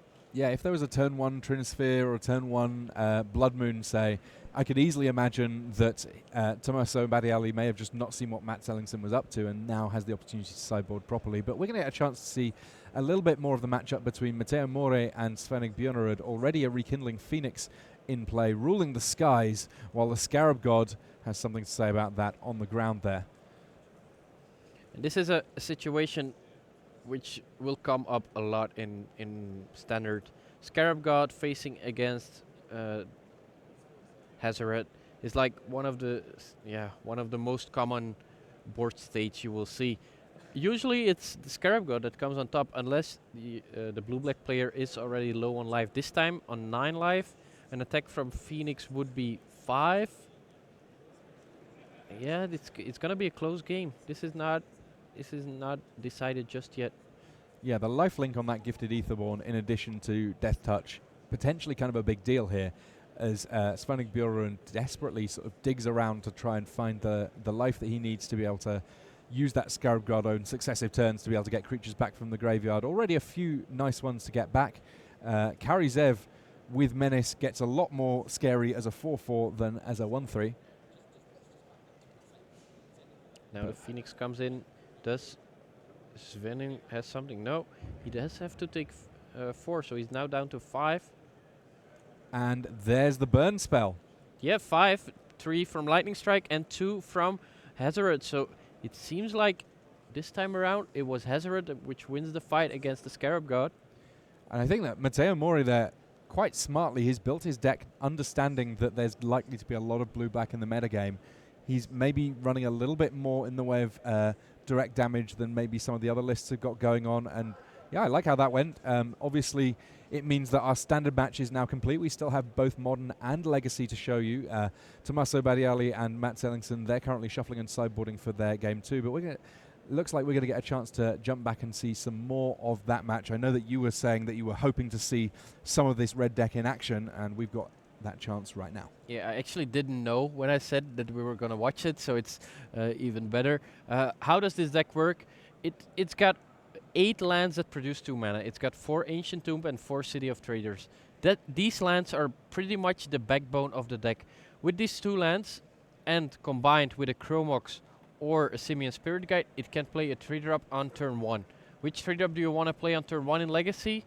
It's either Blood Moon or Magus of the Moon. If you can shut your opponent from any other colored sources but red, you're probably doing fine. A lot of Legacy decks, they run like 1 forest, 1 swamp, or they don't run a lot of basic lands.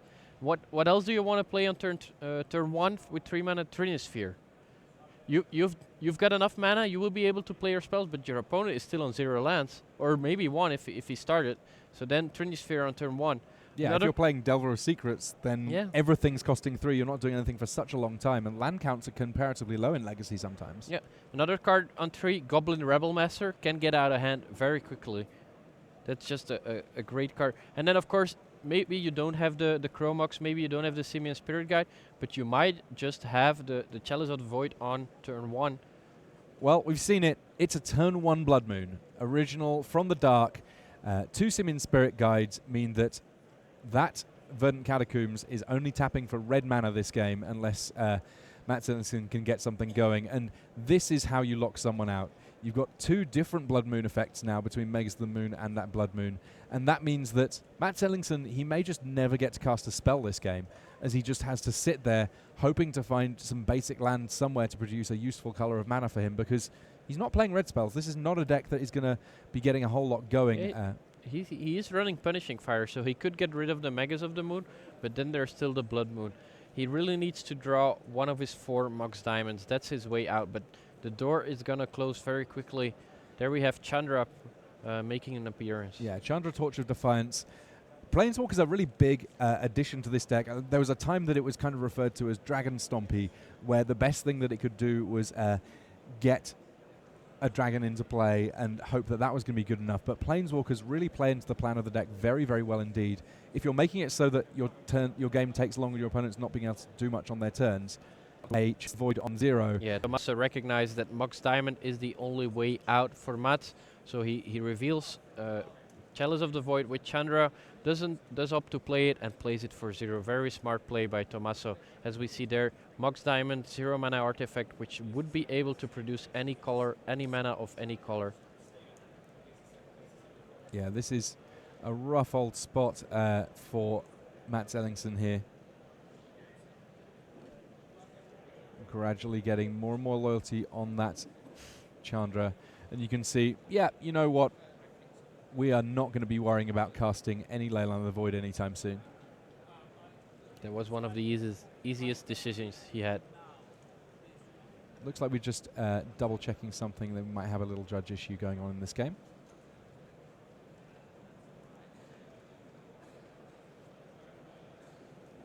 Is it possible to play the Chalice for 0? Is that the problem? I guess it should be. No, looks like everything's all okay. We are able to carry things on here. And Matt Ellingson, that was basically the only way that he was going to find this game lasting too terribly much longer. Fiery Confluence to deal a bit more damage here. A bit? 6? That's not a bit. It's quite a lot. There we have the handshake. Very quick win for Tommaso Badiali. I think he won both games on the play. On the draw, it's a lot harder, because Blood Moon gets worse when your opponent has already been able to fetch a basic land. Magus of the Moon gets worse if you're already facing a basic land. But if you're on the play, this deck can be very, very powerful. So, thinking about this, Moraine, we had a very quick red deck on one side, a very quick red deck on the other side, and then stuck in the middle, we have the one deck that didn't even get to finish its match. If you are playing in a team competition and you are essentially Fabrizio Campanino playing the slowest of the 3 decks on your team, are you excited about the potential to have that moment where you've got your teammates watching you hoping that you desperately win? Or are you more just like, I might not even need to finish my matches. I might be able to just kind of casually do my thing and watch by as my teammates are winning it for me. Yeah, I think you're obviously happy that sometimes you don't have to finish your match, but you also have a fear of like still be playing and both of your teammates have already lost, because they are like this. And if they're both lost, you probably if they play, both like the mono red prison deck, it's a gamble. This deck can go very wrong. There's matchup which it probably just cannot win. I mean, against Burn, where they, they don't care about any of these Megases or so on. I guess that they care about Chalice of the Void. Yeah, Chalice of the Void, but they're still like it's a very big gamble, and it's also something interesting in team tournaments like these. How much do you want to gamble with your deck choice? Is it something you want to do more because you've got the backup of your two teammates, or is it something you want to do less because you don't want to disappoint your opponents? It's your teammates. Yeah, your opponents will be fine with the gamble. Your teammates maybe not quite so much. It's a great question. It's not one that there's a clear answer to. I'm sure that everyone has been giving it a little bit of thought as they prepare for this event. We will have more Magic for you from the Pro Show and this round soon enough. Do not go anywhere. We'll be back right after these messages.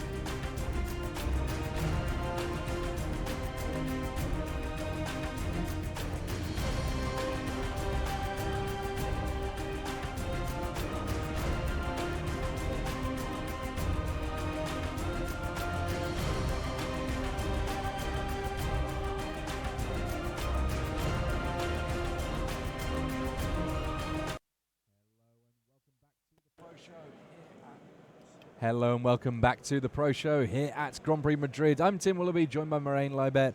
It's round 4. We're getting close to the halfway point on our day 1. No one's making day 2 yet, but equally not too many people knocked out just yet. We're going to get a chance to see a little bit more Magic soon. Let's have a look at the matchup that we have in this team matchup for our Time Walk match. So we have on one side of things in Standard, it's Blue-Black Midrange versus Mono-Red.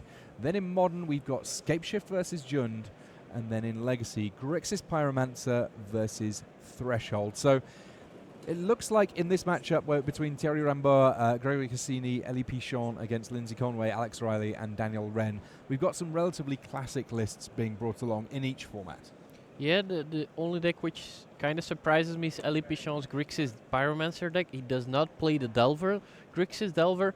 He plays 4 Young Pyromancer and 4 5/5 Zombie Fish in his deck. He does combine which I do like, the Young Pyromancers. He does combine with 4 Cabal Therapy, which I think is a very good combo to have in your aggro deck. Yeah, we will get a chance to hopefully see a little bit of that one, but we're going to be kicking things off in our Time Walk match with Standard. So Thierry Rambert on the left of our screen up against Lindsay Conway. Conway on almost mono-red. You'll notice Dragon Skull Summit though, that because Scrap Heap Scrounger now in the mix. Now that the red decks are not running Ramanap Ruins, they're able to splash a second color without too much bother. Black being the choice here for principally just that Scrap Heap Scrounger. Being able to get it back and have a persistent threat, though, is fairly potent. Glimpsy Siphoner on the other side of things, though, for Rambert from his blue-black deck. Yeah, and I like Scrounger a lot. Sure, there's a lot of Vraska's Contempt running around, but if your opponent is killing the Scroungers with Vraska's Contempt, it means he does not have Vraska's Contempt for your Hazards. That's a pretty, like, your best card becomes better because you're running something like the Scrounger. And given that Thierry Rambert tapped out for the Glint Sleeve Siphoner, it now means that an exerted Uncrop Crasher is going to make this a hit for 6 coming through from Lindsay Conway. Yeah, he's attacking for 6, and he's putting that one upside down just to make sure he doesn't untap it next turn. He's actually going to tap it in his upkeep, I'm guessing. Essentially, yeah. Yeah, there we go. Rotating everything 90 degrees clockwise, some of which then finish up tapped, some of which less so. And this is a good draw from Lindsay Conway, putting a lot of pressure on Thierry. Thierry doesn't have Fatal Push, otherwise I think he would have killed the Scrounger. And now also the Earthshaker Kenra get in for 5 once again. Thierry already at 9 and he still hasn't played a single spell that actually did something. The Siphoner is just lying around, didn't do anything just yet. And Uncrop Crasher, of course, threatening to do still more damage as it will untap and be able to exert once again. This has been a very awkward combination of draws between Thierry Rambert and Lindsay Conway. Rambert just not really able to get too much going thus far, and this is what the red deck can do. It can punish spotty draws. This has been true of essentially every red deck since the days of Ironclaw Orcs. You play an efficient threat on each and every turn, attack in, and then if your opponent has any kind of a stumble, suddenly you find yourself writing your name in the win column. Yeah, and I'm a bit surprised by Thierry's draw. I mean, he's still on blue-back mid-range. There is 4 Gifted Eaterborn, there's 4 Champion of Wit, so there are quite some cards which you can play before turn 4, but his draw was just fairly slow. I see 2 Gonti, I see Scarab God. Yeah, he just didn't have the best of draws. Now he's hoping that his Vraska's Contempt will keep him alive one more turn, but I'm not sure that will be the case because there is a Lightning Strike waiting in Lindsay's hands. It's as if Lindsay is desperate to show us Modern and Legacy here at this Team GP by just playing a very aggressive deck with a very aggressive draw, and Thierry Rambert cooperating. It turns out that both of these two quite happy to set up a situation where we're going to get a chance to see potentially a little bit more Modern and indeed Legacy. Here's the Vraska's Contempt. So that does deal with Uncrop Crasher. So that one, he goes up to 11. If I were Lindsay, I would probably... Has he played a land yet this turn? No, he has not. So I would just attack with everything. Thierry has to block, otherwise he would go down to 3 and die to Lightning Strike. So he blocks. If he blocks the Scrounger, you bring it. Oh, you cannot bring it back because the exile from Vraska's Condemned. So actually, if that is the case, I would kill the Glintsleeve Siphoner and attack for 8, putting his opponent at 3. Problem is that the block on the Scrounger is actually quite good because there's no other creature in play. So now Cherry goes to 6. I think he has a way out now. It's not a great way out. It's not a clean path. Interesting there that with the option, we didn't see Hazaret coming down from Lindsay Conway. He doesn't have. I don't think he's got Azure. He's got a Lightning Strike. Maybe I Mountain. missaw what was in hand there. Now the Scarab God. So yeah, he's still short 1 damage because if he would have killed the creature last turn, he would have had lethal now. Because his opponent would have been at 3 and you had 3 attackers. A Braid, does that do it? No. He would. Cherry would still be at 1. He can point both removal spells at Scarab God, put his opponent at 1. Or he could just, I think just attacking is better and then abrading the Scarab God. Yeah, I like this play. And then now abrade the Scarab God to kill it. His opponent will be at 4. He's not gonna abrade? I'd be surprised if... I can't think how many better targets you're going to find. No, because you don't want to keep the... If he leaves the Scarab God alive, he will be able to use 4 mana Cherry to reanimate the Glintsleeve Siphoner. Yeah. There we have a Braid. Goes to the graveyard. Scarab God will trigger end of turn. Cherry at 4 with a Lightning Strike and facing a Kenra and end of turn Scrounger. So now all is looking good again for Lindsay. Yeah, it's one of those situations where recasting the Scarab God here doesn't do enough. It's sad to say when that's true, but in this case, yeah, you see a scratch of the head there from Thierry. He might actually need... Yeah, he might need to hit a 1 mana Magma Spray. Does the red deck have Magma Spray? Yeah, 2 Magma Spray, 2 Shock. Which is he look... oh, he's actually got the Firebrand. That's also a good hit. So yeah. Cherry's still not dead here. Yeah, Gonti, Lord of Luxury, finding a 1 mana spell to cast. The Scrounger is still problematic though, because it will still be coming back. Imagine Cherry attacking with both the Kenra and the Scrounger. Then Cherry has to block both or he dies to Lightning Strike. Or he could actually block with the Firebrand and kill the Kenra and keep his Gonti in play. I mean, awkwardly, that Kenra dying is another kind of problem because at this point there's enough land in play for Lindsay Conway that Eternalize is something to consider here, and once Earthshaker Kenra comes back as a 4/4, it makes almost every creature unable to block. Lindsay thinking about Lightning Strike here. Let's see, if he Lightning Strikes the Gonti, then reanimates his Scrounger.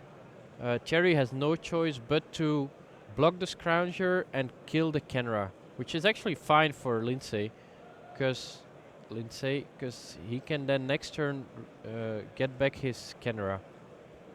Yeah, I think I agree with this play. Bit of a frustrating situation for Lindsay Conway here, having to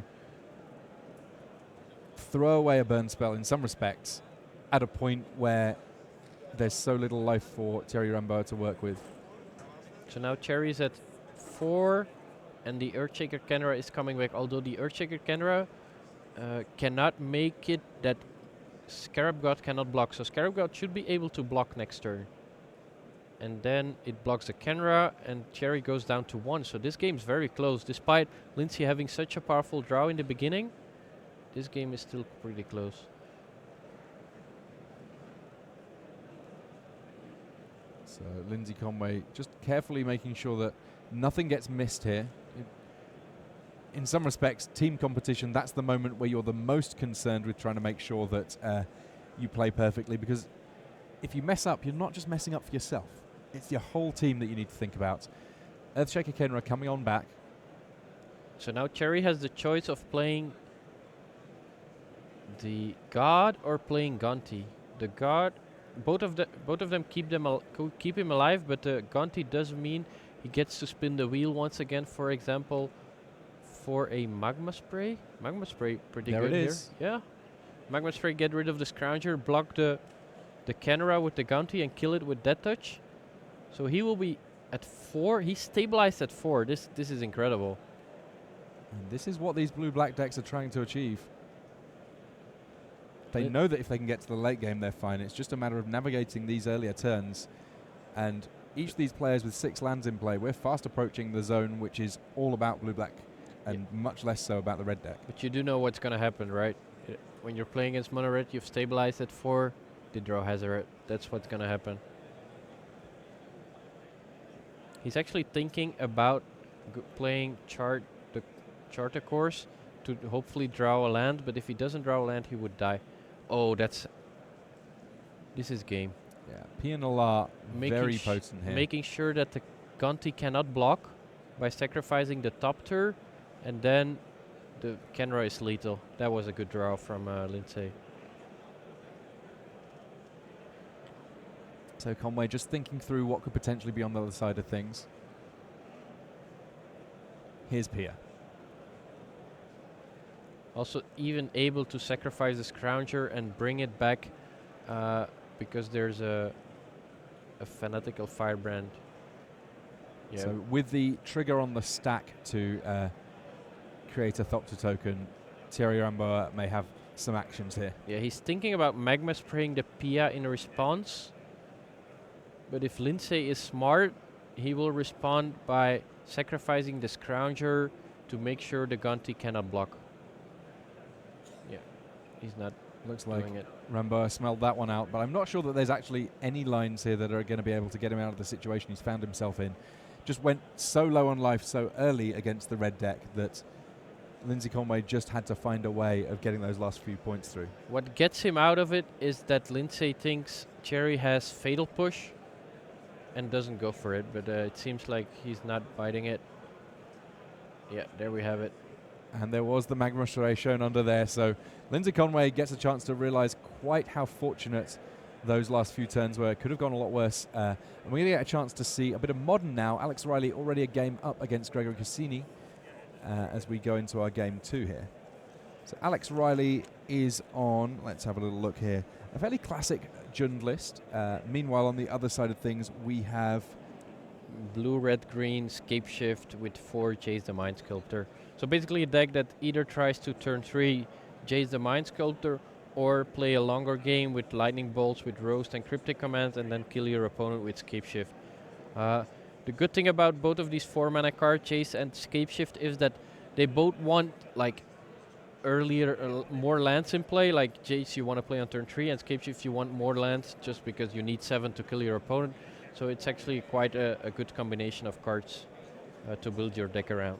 Well, if we were looking for the answer on what's better, Jace or Bloodbraid Elf, this is potentially where we get a chance to see the rubber hit the road, because 4 Bloodbraid Elf in one of these lists, a whole bunch of Jace in the other. 4 Jace in the other. Yeah, I've heard rumors, like when Jace was released up on Modern, everyone was like, yeah, Jace is too good. Bloodbraid's probably fine, but Jace too good. But I think right now it's more Bloodbraid's too good, and Jace might not be good enough. Well, I don't think Bloodbraid's too good, but Bloodbraid certainly has had a bigger impact so far than Jace had. We'll get a chance to see exactly how this plays out soon enough. That search for tomorrow just been suspended, and Collective Brutality here from Alex Riley meets a remand from Cassini. Does not want to reveal anything just yet. Yeah, imagine now Jace coming in play. We may not have to imagine it. Cassini gets to search through, find an appropriate basic land. It always surprises me that you can run enough mountains in your 3-color deck to be able to support Cryptic Command and Scape Shift together with Valakut. I mean, this was kind of the classic build of Scape Shift. Back when Scape Shift was first being put together, was this 3-color list. It's only really kind of turned into 2-color more recently, but now that there's a great reason to be blue again, we are seeing there's the Jace drawn off the top. And is there the 4th land that means that Gregory Cassini is going to be able to play a turn 3 most powerful Planeswalker of them all? He's double checking exactly how Collective Brutality works. Wants to figure out whether or not that one's going to be able to snipe Jace. Flooded Grove. I would like to see a Fate Seal here, just to get Jace out of lightning bolt range. No, he's going for a brainstorm. If he loses his Jace this turn to a lightning bolt, he will certainly regret not using the Fate Seal. But if his opponent doesn't have lightning bolt, he'll be happy about it. Although next turn he kind of has to Fate Seal once again to get his Jace out of Bloodbraid Elf range. So I think I would have preferred the Fate Seal here. All right, big turn here for Alex Riley. Kicks things off with the Scavenging Ooze, but no third land. That a big issue for Alex Riley here. He's watching Gregory Cassini get to put extra lands in play with Search for Tomorrow. Meanwhile, 2 lands is not what these specific Jund decks are looking to work with. We saw some Jund lists prior to Bloodbraid Elf returning kind of trimming back on 4-drops a little bit, maybe only running a couple of 4-drops in total, maybe instead choosing to leverage the power of Dark Confidant.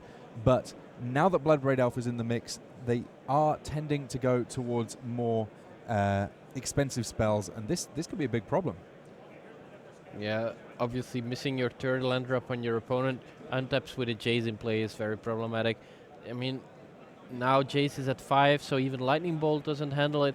He might be able, if he's running that, 2 Maelstrom Pulse might be his only way out here, facing that very powerful Planeswalker. Is there a sadder feeling when you already have mana issues than your opponent Fate Sealing you and just leaving that card on the top of your deck?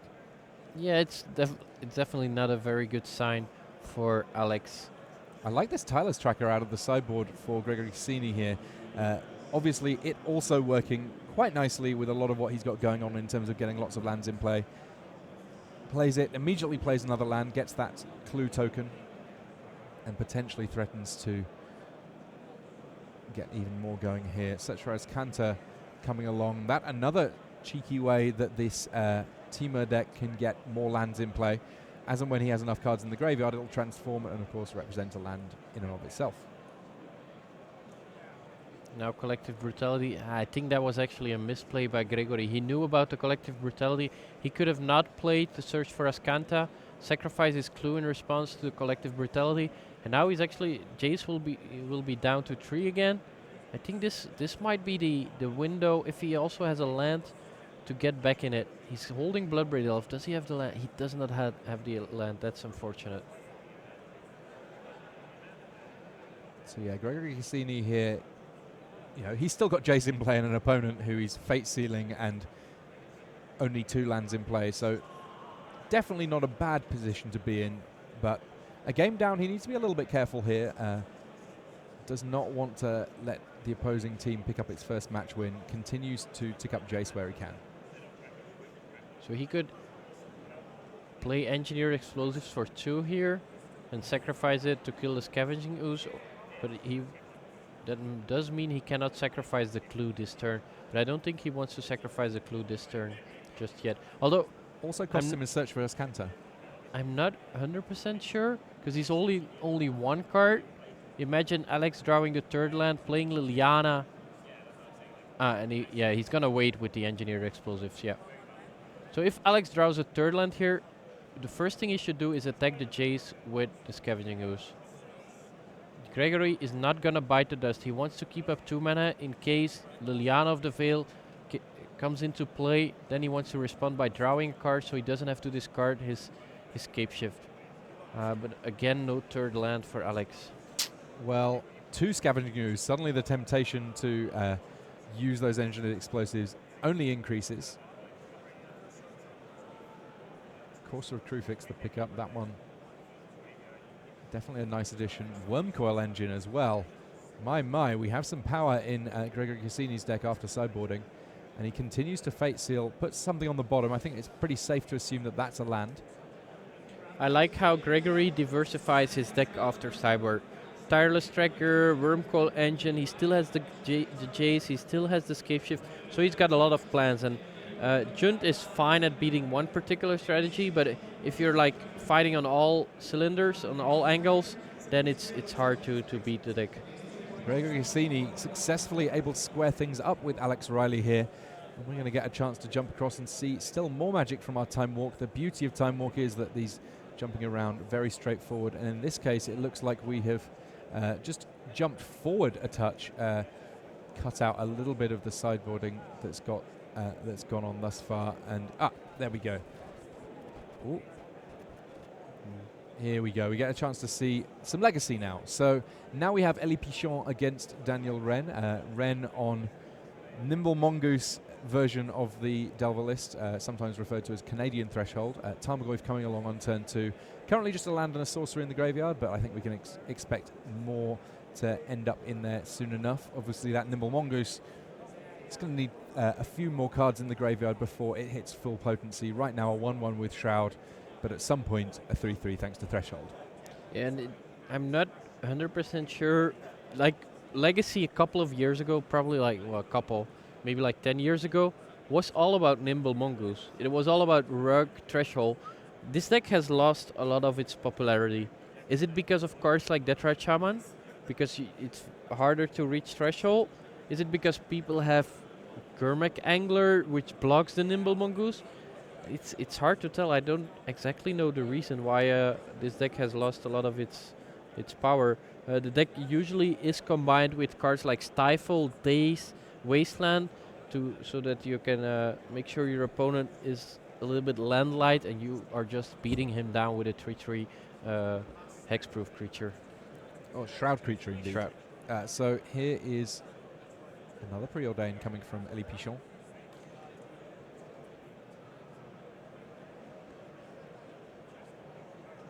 They go to the bottom. And this board is already looking quite problematic for Elie Pichon. He kind of needs to find a very fast Gurmak Angler or Young Pyromancer. And now also True Name Nemesis. True Name Nemesis, a big pickup for Daniel Rennes here. Originally printed in Commander, you get to name an opponent and get protection from that opponent, which essentially means protection from every single thing that Elie Pichon has going on. An incredibly powerful ability and one that immediately found True Name Nemesis a home in many Legacy decks. The question is, do you run out True Name Nemesis against an opponent which potentially has Daze? But then again, I think I would, because you're not holding the 4th land, so it's not even sure you're going to draw the 4th land next turn. Imagine if you don't, then you just waited a turn to do absolutely nothing. So I think running out the True Name Nemesis, even if Elie has the Daze, he has to return an island, and he's still facing 2 creatures. I think I would have loved to see a True Name Nemesis here. Of course, for us, it's easier to see. I saw Elie doesn't have the Daze, but I think the Daze wouldn't have been that problematic, because it sets Elie Pichon again down 1 land, still on 1 land when you're beating down. I think I preferred the True Name Nemesis. It would also mean that there was an instant and a creature in the graveyard, so you would be getting a bit of extra damage through with Tarmogoyf.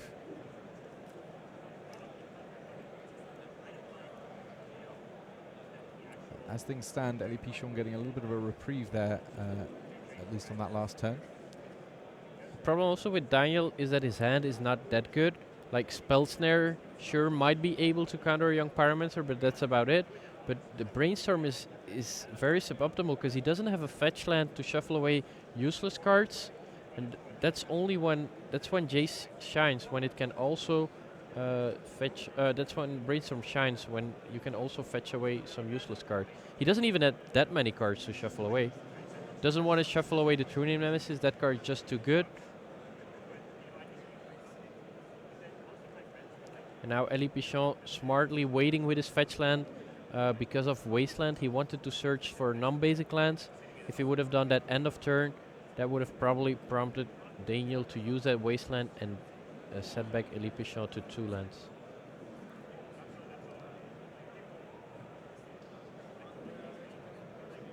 So Pichon, he's got a little bit of time here to put something together. If he can get that Young Pyromancer down, then every spell that he has in play in his hand gets just that little bit more potent. But it looks like Gurmak Angler going to be the kickoff here. Let's make Tarmogoyf a little worse, and also let's have a 5/5 zombie fish. Yeah, now Daniel kind of has to respond with Brainstorm, but what is he hoping to hit here? A Force of Will? I don't think there's a world in where Force of Will will be enough to keep that zombie fish from the table. So he needs Force of Will plus another. Oh, actually, Dismember? Dismember's not that bad, but it will still be countered by Force of Will, I'm guessing. Can't quite make out, but it looks like there might be a Pyroblast in hand as well for Elie Pichon, which makes all of this counter magic a little bit trickier to resolve. Pyroblast a pretty safe one to have in the main deck in this format because there are so many blue decks knocking around in Legacy. Yeah, and that's also the problem with not casting the True Name Nemesis last turn. This way... Oh, this is still the main turn? Oh, wow. Yeah, I would have suspected... Ah, yeah, never mind. It was in response to the zombie fish. Yeah, of course. So now he's gonna sacrifice, get rid of the Badlands, and try to dismember... Oh, I don't like this sequence. This also runs into Daze. Runs into Force of Will, which doesn't really matter, but by Wastelanding first, he runs into Daze with his Dismember. I would have much rather played the Dismember first, then if my opponent has Daze, pay it with Wasteland. It does mean that the coast is clear once again for a True Name Nemesis. That's the good news for Daniel. And this pretty optimal in terms of timing for getting that True Name Nemesis down. Yes, Daze still a factor, but assuming that that one's not around... I think Elie would have dazed the Dismember if he had it. So Daniel can pretty much rule that out. There we have the True Name Nemesis now. And that one is actually a good blocker and only 4 attacks to kill Elie Pichon. So this is not gonna be easy for Elie. He needs to, yeah, I guess he needs to go for Young Pyromancer and hope it survives and make a lot of tokens. But I'm not sure how he's supposed to win this game now that the True Name Nemesis is on the table. A feeling that's not uncommon around True Name Nemesis, it must be said. I mean, he could kill the Nimble Mongoose with the Engineer Explosives, then get rid of the Tarmogoyf some way, and then hope to draw Diabolic Edict if he's running it. Let's just take a look. If he's got any outs, he's got Fire Eyes, doesn't really do any. Lightning Bolt doesn't do it. Yeah, he doesn't have an answer except for maybe another copy of Engineer Explosives for the True Name Nemesis. Seems like he is in trouble. 3 cards in hand now. Elie Pichon picks up another copy of Force of Will. No blue card to go alongside it. Yeah, and the second Young Pyromancer are also not very good. Problem is that even the zombie fish cannot really race it, because Daniel can easily take 1 hit and then jump twice, or he could just try to double block here and hope to kill it that way. Although, actually, double block, does it work if then Elie sacrifices the Engineer Explosive? Yeah, I think I like this block with the Nimble Mongoose because of the Engineered Explosives on 1 in play. Spell Snare found a target. Finally. It had been sat languishing in hand for a while, but it did take down the second copy of Young Pyromancer. Yeah, and Tarmogoyf can attack as well. Yeah, good choice by Daniel. He did draw the Lightning Bolt, so if there's no block, Elie is dead here. I don't think Elie can afford not to block. He has to block, otherwise he's dead next turn to True Name Nemesis without any answers to it in his main deck or sideboard. 6 life now for Elie Pichon. Needs something big here if he's going to get out of this situation he finds himself in. True Name Nemesis is such a powerful card in these kind of matchups. There's just so few answers to it. And even if you have the answer, like Diabolic Edict is an answer that often comes up, but that one is usually not enough if your opponent is running other creatures. Ponder off the top. I'd probably just still attack first. Oh no, there's not really a reason. Yeah, actually, I like attacking and then Lightning Bolts before doing anything. Yeah, I mean, these are all things that True Name Nemesis is very difficult to answer. Lightning Bolt absolutely requiring an answer.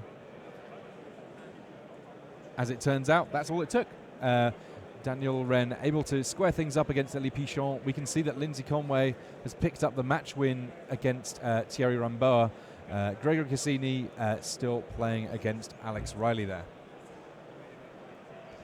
And in terms of our time walk, I believe that we're now hitting a little bit close on time, which is the reason that we're having to jump around just a little bit. We'll see if there's any that we can get you. We're just moving things around a bit, just trying to make sure that we're able to get that file across appropriately so we can see the conclusion of that match. I know that when it comes to assorted Delver lists, and some of these do feel Delver-ish, you're very familiar with them, Moraine. Let's jump back and see a little bit more of our final game, which is actually, we're going to see some of Gregor Cassini and Alex Riley now. So we have Jund versus Scapeshift. And this time around, it is the Jund deck which has more lands in play than the Scapeshift deck. Also has pressure. His opponent already at 11 life with a big Scavenging Ooze. Raging Ravine, is that lethal? 4, 5, 6, 7, 8, 9, 10, 11. There we have the handshake. That was a very quick one.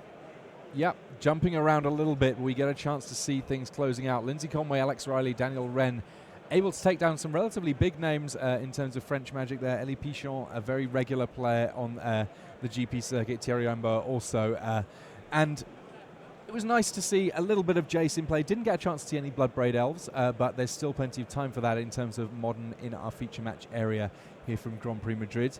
And of course, we did also get a chance to see a little bit of Legacy action. True Name Nemesis, so powerful.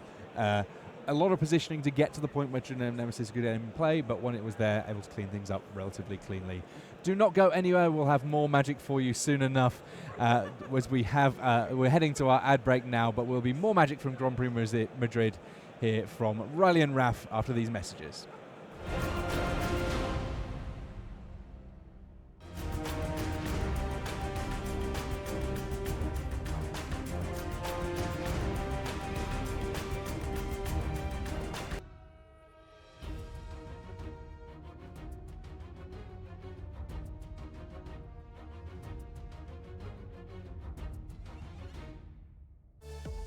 Play Standard each week to win a special Standard Showdown prize booster. Rivals of Ixalan Standard Showdown events are being held near you. Find a location to play at magic.wizards.com/Standard Showdown. Up your game with Ultra Pro Magic the Gathering accessories. Find the best Magic art on card sleeves, deck boxes, playmats, and more. Visit ultrapro.com to learn more and find a retailer near you.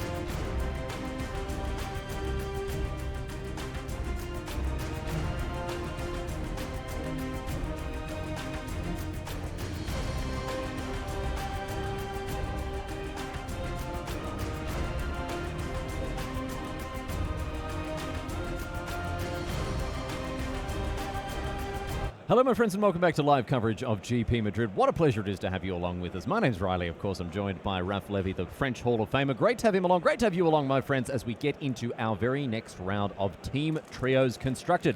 For those of you who aren't aware for exactly how these tournaments shake out, we, of course, have 3 players on each team, and each of them are playing a different constructed format. Number 1, of course, Standard. Number 2 in the middle is Modern, and Legacy number 3. Now, Raph, you've been preparing hard for this event. I know you've been getting across all the latest updates in Legacy. So I thought what we could do is perhaps walk some of the viewers through some of the lists that we expect to see here during the Legacy periods of this event.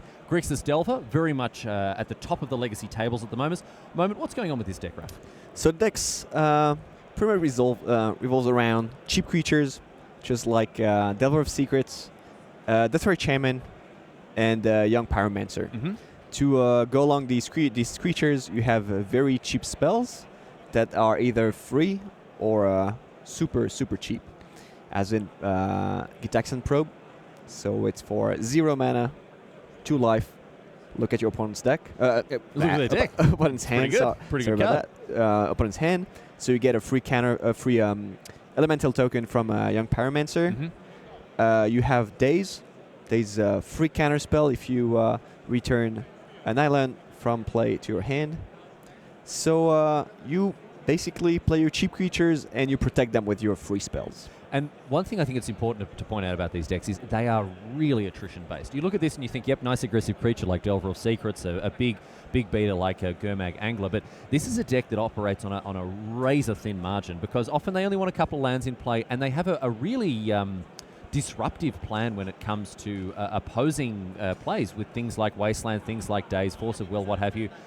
Is it fair to say that the main plan is to stick an early threat like a Delver of Secrets, for example, and then disrupt and interact with the opponent and, sail on the back of a 3-2 fly to victory? So that's exactly what the deck is supposed to do. So once you have a Young Pyromancer in play, you can protect it with Force of Will, another free counter spell. Uh-huh. You exile a blue card from your hand, you pay 1 life, and you counter any spell.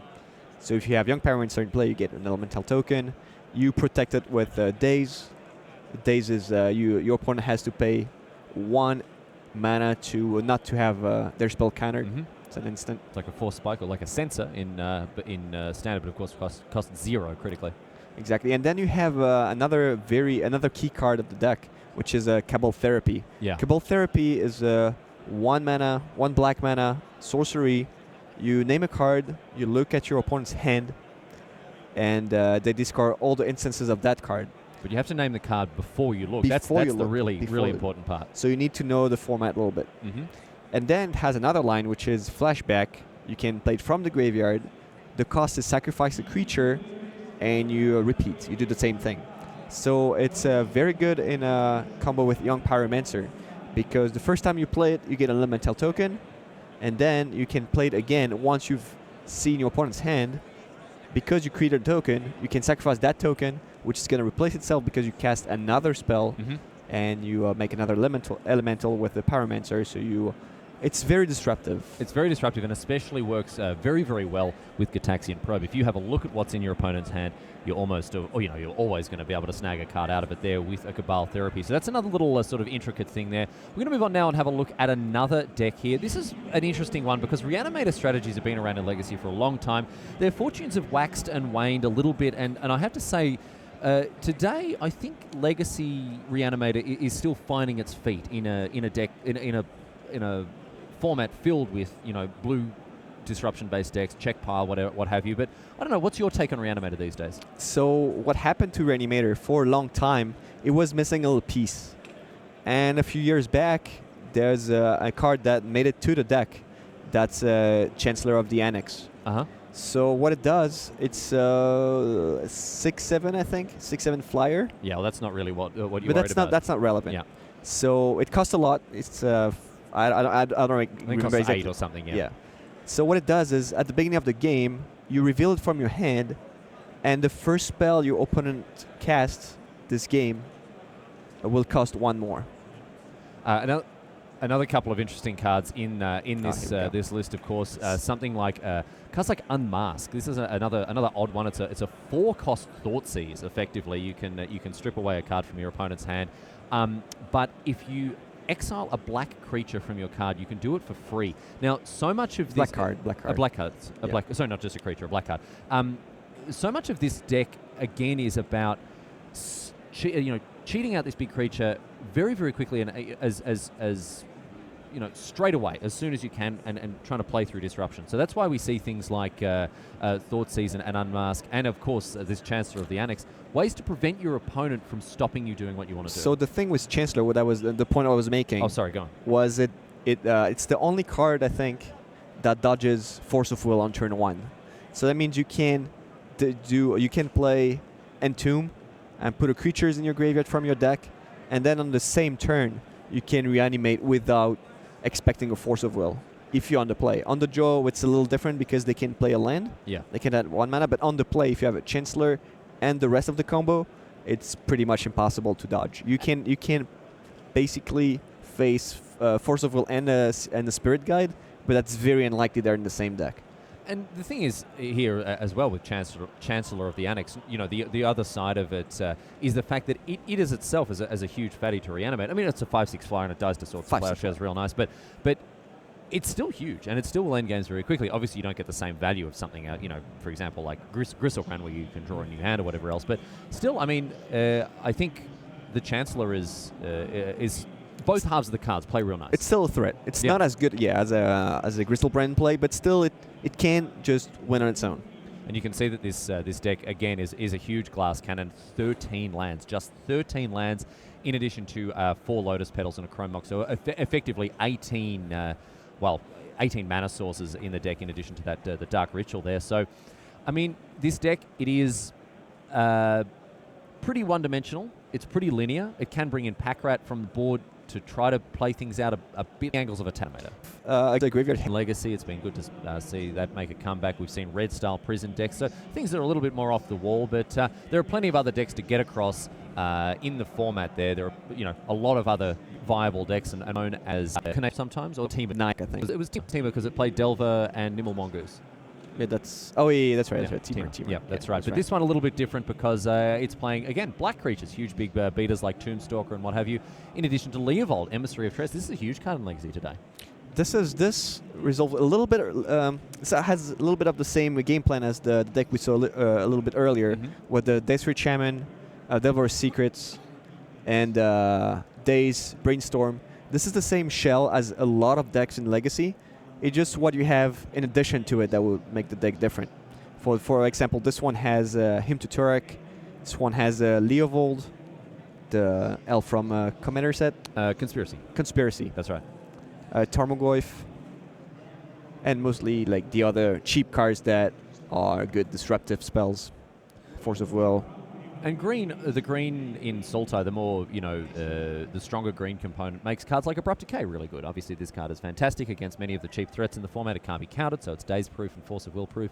In addition to that, getting extra value out of your Deathrite Shaman is always nice. But Leovold is just a real beater. I mean, a 3-mana 3/3 is already, quite a respectable threat in Legacy, but obviously it's its abilities that really get it done. Your opponents can't draw more than 1 card per turn, which is huge. And in addition to that, anytime they target anything of yours, they get to draw a card as well. So this, you get to draw a card. And so Sultai Delver, another sort of take on.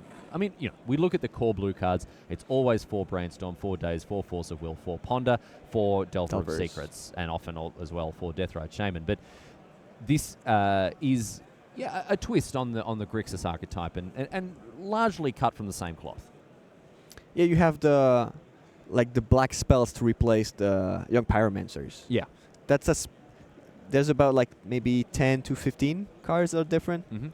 But the shell is pretty much the same. Yeah, and Tarmogoyf as a sort of replacement 2-drop from the Young Pyromancer. They're looking to go taller rather than wider. Plenty of other decks, though, for us to have a look at, and we can continue our brief tour of Legacy here with Death and Taxes. This white weenie deck has been around for a long time. It plays just about the fairest Magic that we see in Legacy, and often attempts to be very disruptive with its creature package. Yeah, Thomas Enevoldsen won GP Strasbourg with it in 2012, I remember. If I remember correctly. It's just pretty much the same deck, but it had a few additions to it since since its first so play. Yeah, and we're now playing with blue cards, as you can see on your screen there. True Name Nemesis is joining cards like Vendilion Click and Spell Queller there. It's not often that we see 3-cost creatures being the bread and butter of Legacy decks, but Death and Taxes is here to change that. Palace Jailer. All the way up to 4. What else is special about this list? The first Death and Taxes decks were either mono white or white and black. This one has blue for so Click and Nemesis.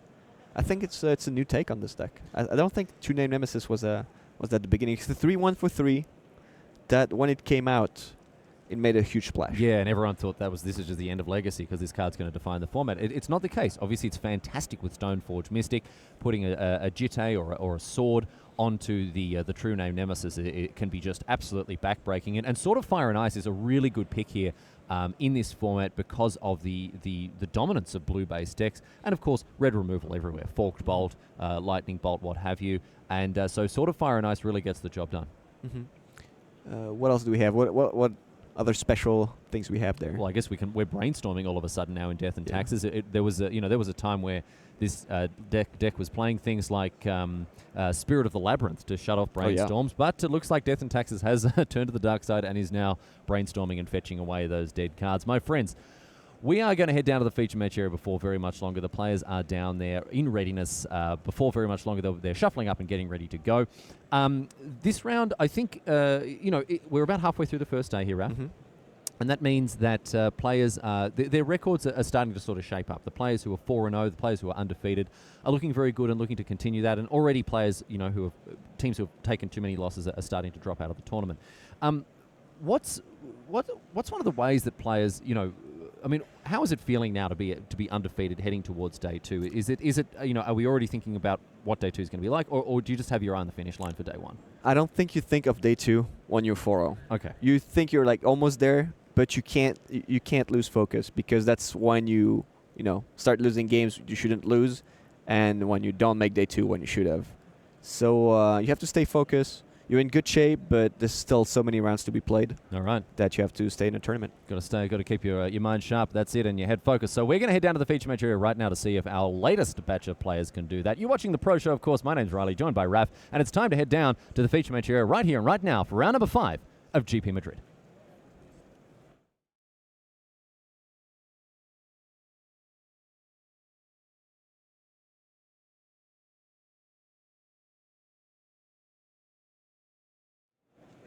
Hello, my friends, and welcome to coverage of GP Madrid. Round number 5 is coming your way on the Pro Show. You're in the booth with Riley Knight, and joining me, the French Hall of Famer and National Jiu-Jitsu champion. It is Raphael Levy. Raf, great to have you along today. We are going to kick things off with Modern here, Andreas Peterson and Martin Hricek.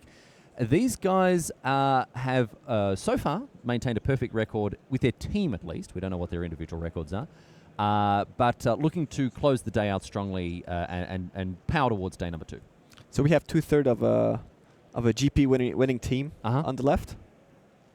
Oh, that's right. Yes, the team that won GP Lyon in Lyon. Yeah. That's right. Last year. And on the right, you have an alliance of Czech players, very good Czech players. And this is Modern then. So on the right, you probably have John. No, I think this is actually, we're going to see something different here. 8-rack? Sorry, on the right. Sorry, I thought you were talking on the left. Right. No, go on. Yep, what are we looking at the right? Is it, let's see, do we have the deck list? We do have the deck list in front of us, so we can have a look here. And we'll see exactly what's going on. But on the left-hand side, we're going to see an interesting one here because this looks like we've got a escape shift. Bloodbraid Elf. It's easy for you to say. Yeah, Bloodbraid Elf. This is not a deck that it has seen a lot of play in so far. Of course, Junda's been the archetypical pick for BBE's return to Modern, but Valakut could be one of the places that the 3/2 Haste Cascade makes an appearance. We don't know yet, of course. Ponza was also the other deck that it was touted to make a showing in.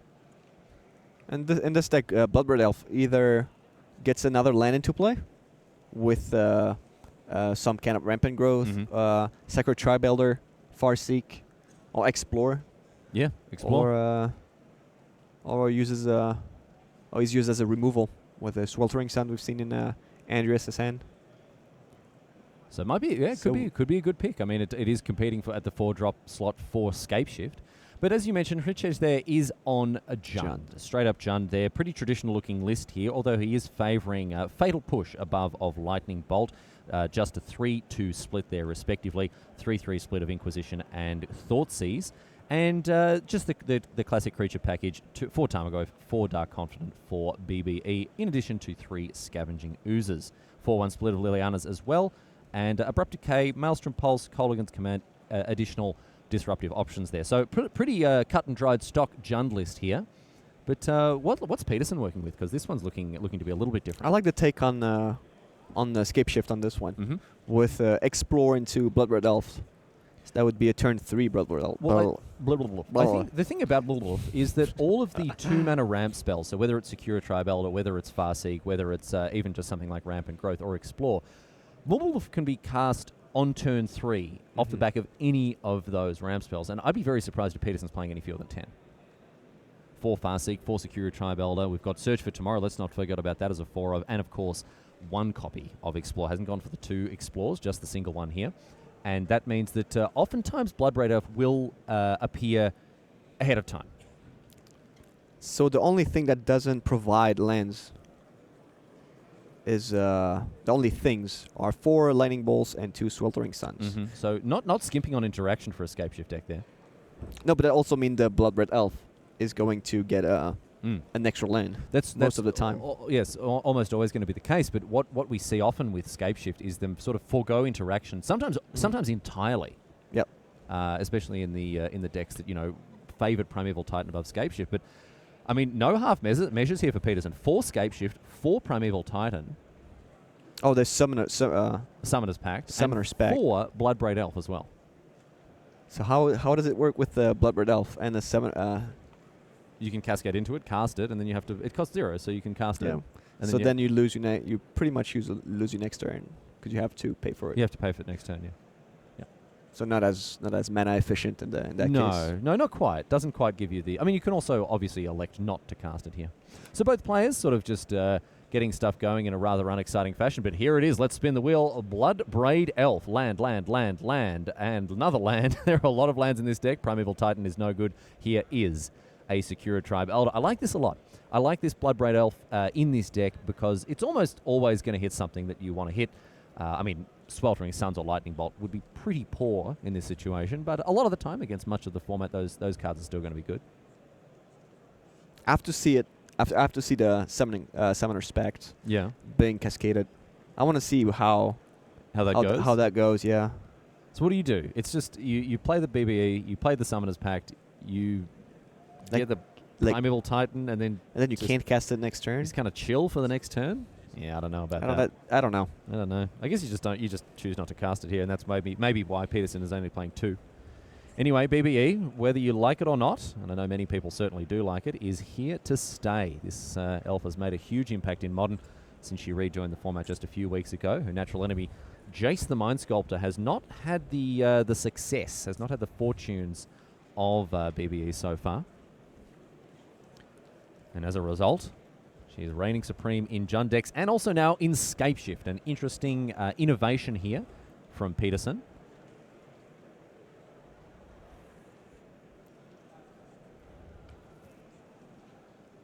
And maybe this could be the future of the Scape Shift decks to come. We'll see here. Tarmogoyf looks to be a 3-power creature right now. And here's the Summoner's Pact for Peterson. I think he's going to go searching for a Primeval Titan. There's no doubt he's getting a... Let me check my watch. Yes, indeed. It is prime time. Here it is. So 2 mountains would trigger Valakut twice? Yep, because we've already got a Valakut out, so that would mean... Or a Valakut and a mountain? For double triggers anyway. Yep. So we need that 6th mountain regardless, and then it could be another Valakut or another mountain. We'll see how Peterson wants to do it. So in both cases, it's 6 damage. 6 damage this time. More damage next time. Looks like it's going to be a Valakut and a mountain. Yep. Killing a Tarmogoyf. Stomping ground there. There's not a lot of cards in Jund that take care of a Primeval Titan. No. Fatal Push certainly not going to do it. You can double bolt it, but even something like Abrupt Decay is not going to get there. Just sometimes 1 Maelstrom Pulse. Yeah, 2 copies in the hands of Fritzek here. See if he can find the cards he's looking for now. But still, that's a lot of cards to deal with. And he doesn't have the second red. Bloodbraid Alright. Elf gets busy, but Hruchek has the Lightning Bolt. And the Titan, even if he dies, it still had done his job. Liliana of the Belt. Ooh, That's, this is a that's nice one one of the here. ways. Yeah, this is a nice one here for Hruchek, as it means that the Primeval Titan is no more. But the thing is now, every single lens search is 6 damage. So that's what I meant by it did its job already. Yes, that's the thing here, because we see now Peterson is going to have a very difficult time drawing blank bits of cardboard. He's got forests in his deck, which aren't great, but even something like a Sweltering Suns can cycle into more action, because when we're looking at Explores, when we're looking at cards like Search for Tomorrow, Farseek, what have you, that's still 6 damage. And here now, a Sweltering Suns cycling away, Mountain comes down, and it's going to blow up everything. He played it. Oh, he played the Sweltering Suns and then a Mountain to finish off the Scavenging Ooze. Okay. Bloodbraid Elf now. Let's see what Hruchek can find here. It's a Dark Confidant.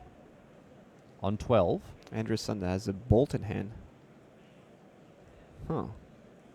So Peterson now doesn't need too much to close out this game with Hruchek on 12, as we said. Bolt going to the Bloodbraid Elf. Okay. So another Titan would win. Another Summoner's Pact would win.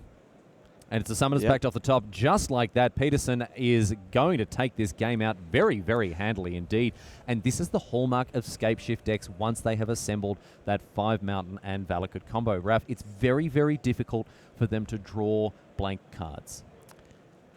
John has to put a very fast clock and win on the next few turns if John managed to clear the board, because Valakut is gonna kill them at some point, or he needs to board in some Fulminator mages to take care of the Valakut before they die. Well, he's got 2 copies of a Fulminator Mage in the board, and we'll see if they come out in game number 2. But right now we're going to head over and check in with some legacy here. We've got Thomas Enervoldsen. Looks like he's on, is that 4-color check pile there by the look of things, or it could just be the... no, I think it's 4 colors. Yep, we can see there a Bayou in addition to a volcanic island. That's going to give us all the clues we need. So this is the deck rather affectionately known as Check Pile, named after the architect of the deck, a guy named Thomas, who lives in Prague. Andrei Strasky helped this deck really rise to prominence in recent months, and Leovold, the Emissary of Trest, is really the emblematic card of this list. So do you like Thomas's land base, mana base? It's pretty good. Yeah, you like that beta dual lands? Yeah. Yeah, they're looking very nice there. This is the Thomas on the right you're talking about here, Thomas Ma. Yep. Oh, yeah, right. 2 of them are Thomas. Thomas Enervoldsen. Okay, we haven't seen much of this game, but... No, but it looks like Enervoldsen Jace was there, and that's probably good enough. Jace was there for Enervoldsen and not for Ma, which means that, look at this, it's a clean sweep for the people on the left-hand side of your screen. I know at least 2 of them are Danish. I'm not sure about Andreas Peterson here, but in any case, the Scandos are getting it done on the left here. And we can have a look and see exactly who is playing and what decks they're playing. So 4-color mid-range, well, I guess more official term given to the Check Pile list. But I know that there are many who don't enjoy the sort of rather colourful names that people give to decks in Legacy, things like Maverick and Canadian Threshold or Team America, that sort of thing. But I have to say I love them, and it's always going to be Check Pile for me, even if others want to call it 4-color mid-range. Titan Shift versus Jund we saw in Modern, and maybe we'll get a chance to check over and see what's going on with Bondi versus Cassandra here. Black-blue mid-range versus Sultai Constrictor. We've certainly seen a lot of black-blue this weekend, Raf. We've seen that we've seen that match around 3, I think, if you were with us a bit earlier today. And I've walked around the tables, and I've seen a lot of blue-black mid-range. I think this is just because of the power of 2 really good cards in blue and in black. And based on our discussion previous, Raf, you're not going to have any trouble guessing what they are. Is it the Scarab God? That's, I guess, probably another really good reason. Not the one, another one I was thinking. Are you talking about Essence Scatter and Rescus Contempt? And Rescus Contempt. These cards are insane. These cards just deal with more or less every single threat you need to worry about in Standard, and combining the 2 of them together is, I think, just so powerful. I think I have to disagree here. Okay. I think one of the reasons why black-blue midrange is so good is because of the Scarab God. All right. That, like, single-handedly, the Scarab God. All right, so even if you got rid of those interactive spells, I think it would still be good. Is that right? Because this card is just so good. Like, I was talking with a friend that hadn't played Magic for a long time, and he looked at the cards. Oh yeah. Okay. And he's like, "Oh, this is a Scarab God. What does it do? It's 5/5 for 5. Okay, good stats. That's pretty good. That's It's really pretty good. And then it says, "Oh, you can get creatures back from the graveyard. Oh, Yeah. that's pretty good. Pretty good. And then you can scry. Yeah. Oh, that's pretty good. And then Your opponents lose you life. lose life. Oh, okay, that's pretty good. And it doesn't die. Oh, okay, Oh, well that's- there yeah. must be something wrong with this card. Yep. Yep. So that's just piling up powers over a very good body already. Mm. So I think the blue-black mid-range is one of the best shells for probably the best card of Standard, Mhm. the best card available. There's nothing more powerful than the Scarab God in Standard. I don't see Glorybringer being anywhere close to Hazaret. Scarab God. To Scarab God. Hazaret is good, but not as good as Scarab God. All right. It just does so much, and with absolutely no No downside. downside. No downside. Just costs 5, Mm. but that's fine. That's fine. Yeah, the card's really good. Card's really, really good. And I guess the support cast of those interactive spells also really help there. But I'm interested to hear your perspective. You're saying that blue-black mid-range you prefer over something like blue-black control? I mean, blue-black control could work as well. Yeah. I mean, I'm just saying that blue-black is dominating. It's not is dominating in a way that it hasn't been before. Yeah. Thanks to the Scarab Thanks to God. the Scarab God. Oh, well, I mean, the blue-black mid-range deck is great because it's full of creatures, right? So Yep. you don't need to rely on bringing back your opponent's creatures. You can always just eternalize your own ones here. We're going to get underway now with Enervoltson versus Ma. This is game number 2. It is the check pile mirror here. Both these guys playing 4-color mid-range. I mean, this deck attacks on a slightly different angle. It's still playing all the good cards. It's still playing the Ponders, the Brainstorms, and that sort of thing here. But there's a lot of different interaction in these decks. Things like Thoughtseize, Kolaghan's Commands, Abrupt Decay, Fatal Push, Inquisition, Hymn. I mean, obviously, Force of Will still makes an appearance in these lists. And Baleful Strix is another way to lock up the ground there. This deck has really been pushed to the forefront of the format. Ponder here to open things up for Thomas Ma. And it's Are they over to exactly the Enervoltson. same decks?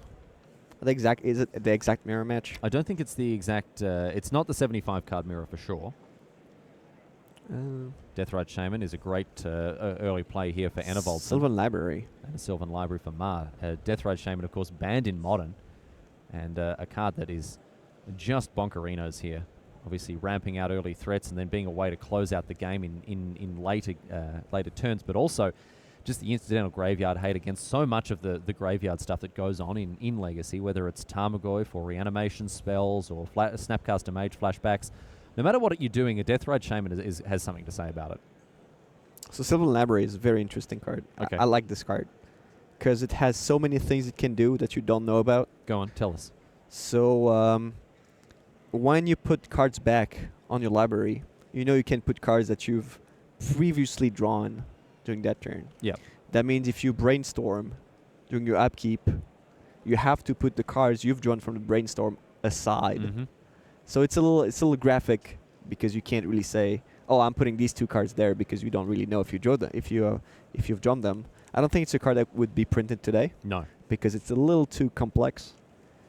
But there are a few interactions that are a little tricky with this card. So Sylvan Library now, 3 cards off the top here for Thomas Ma. Those cards have been drawn, but Ma has to put them back, 2 of them back, or pay 4 life per. For each card, yes. And every time you just pay 8. Every time. Every time. Yeah. Even when you're on 8 life, just take the 3 cards. What else is there to do? No, it is a great Yep, card. It he is a great took source 4. of... He took 8. He took 8. He took 8. It's a great source of card advantage in a color that doesn't often get effects like this, and can help in conjunction with the pseudo card advantage of things like Brainstorm plus Fetch. Sylvan Library is just bonkers in terms of pulling yourself further ahead. So 3 mana now after Ma hits himself down to 11, Leovold. and here is a Leovold. This is going to mean that Enervoltson's Brainstorms, Enervoltson's point removal spells become just so much worse. But he's not doing too badly himself. Liliana, the Last Hope. He can even try to burn Thomas Mars at all. He has a Chandra in hand, Mm-hmm. so we can this turn cast it and start paying him for 2. So that would be 9, and then he has Deathstrike Shaman to try to finish the job. He's still on 19 and not facing too much pressure, but at least he wants to shut up the Sylvan Library from Thomas Mar's side. He doesn't want him to draw extra cards from here. Force of Will, the play here for Ma, who of course had a huge grip full of cards. And Force is a necessary and very welcome pressure valve for a format that would otherwise sort of almost certainly degenerate into madness. A free counterspell is going to keep this 4-drop off the table for now. Just the one of Chandra in the board here for Thomas Andervoldsen, joining the Liliana, the Last Hope, that was also found in the sideboard. But of course, with the 3 cards he drew last turn, you could have expected a free counterspell from Mar's side. Whether it was Daze or Force, although these decks don't tend to play Daze. So, Ma draws a card thanks to the Leovold ability there from Liliana, the Last Hope's activation. 3 cards off the top here for Ma. Is he going to go down to 1? Almost certainly not, because then Death Ride Shaman will kill him, but still. Didn't you say it was always... Just always do it. Always drawing? Always take him. So you know how the interaction with the Sylvan Library and Leovold work. If Andervoldsen had Leovold facing Sylvan Library, how would it work? He would only draw 1 card, and then he would have to put it back or pay 4 life. Yeah. He doesn't have to act to use the Sylvan Library. Oh, but if it decides, if he decides to, if you decide to, you can't draw them. You have to. Your opponent draws the cards. Yeah. And then you have to pay 8 life. Or you can't put the first card back. Yeah. And then you take 4. And then you take 4. Yeah. So not so good. I would choose not to activate Sylvan Library in the face of an opposing Leovold here. Ma having a good old think about those 3 cards off the top here. And we'll see what he wants to do with them. These decks are quite different in the way they've been put together. Andervoldsen has gone for some interesting and quite different removal options in the form of things like Murderous Cut and Diabolic Edict. Whereas as we mentioned before, Ma is favouring things like Fatal Push, Abrupt Decay. No Abrupt Decay is to be found in the list of Andervoldsen. Turak. Here's him to Turak, though. Jump on that number 8 tram. Favorite Full Empire. Common. Yeah.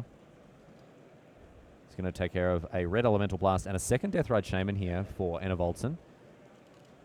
Liliana knocked down 1 point thanks to that Leovold, who was shrunk down to a 1-2. Still wheeling and dealing, however. And Andervoldsen needs to find a way to take the 3-3 off the battlefield. None of his brainstorms are doing anything at the moment.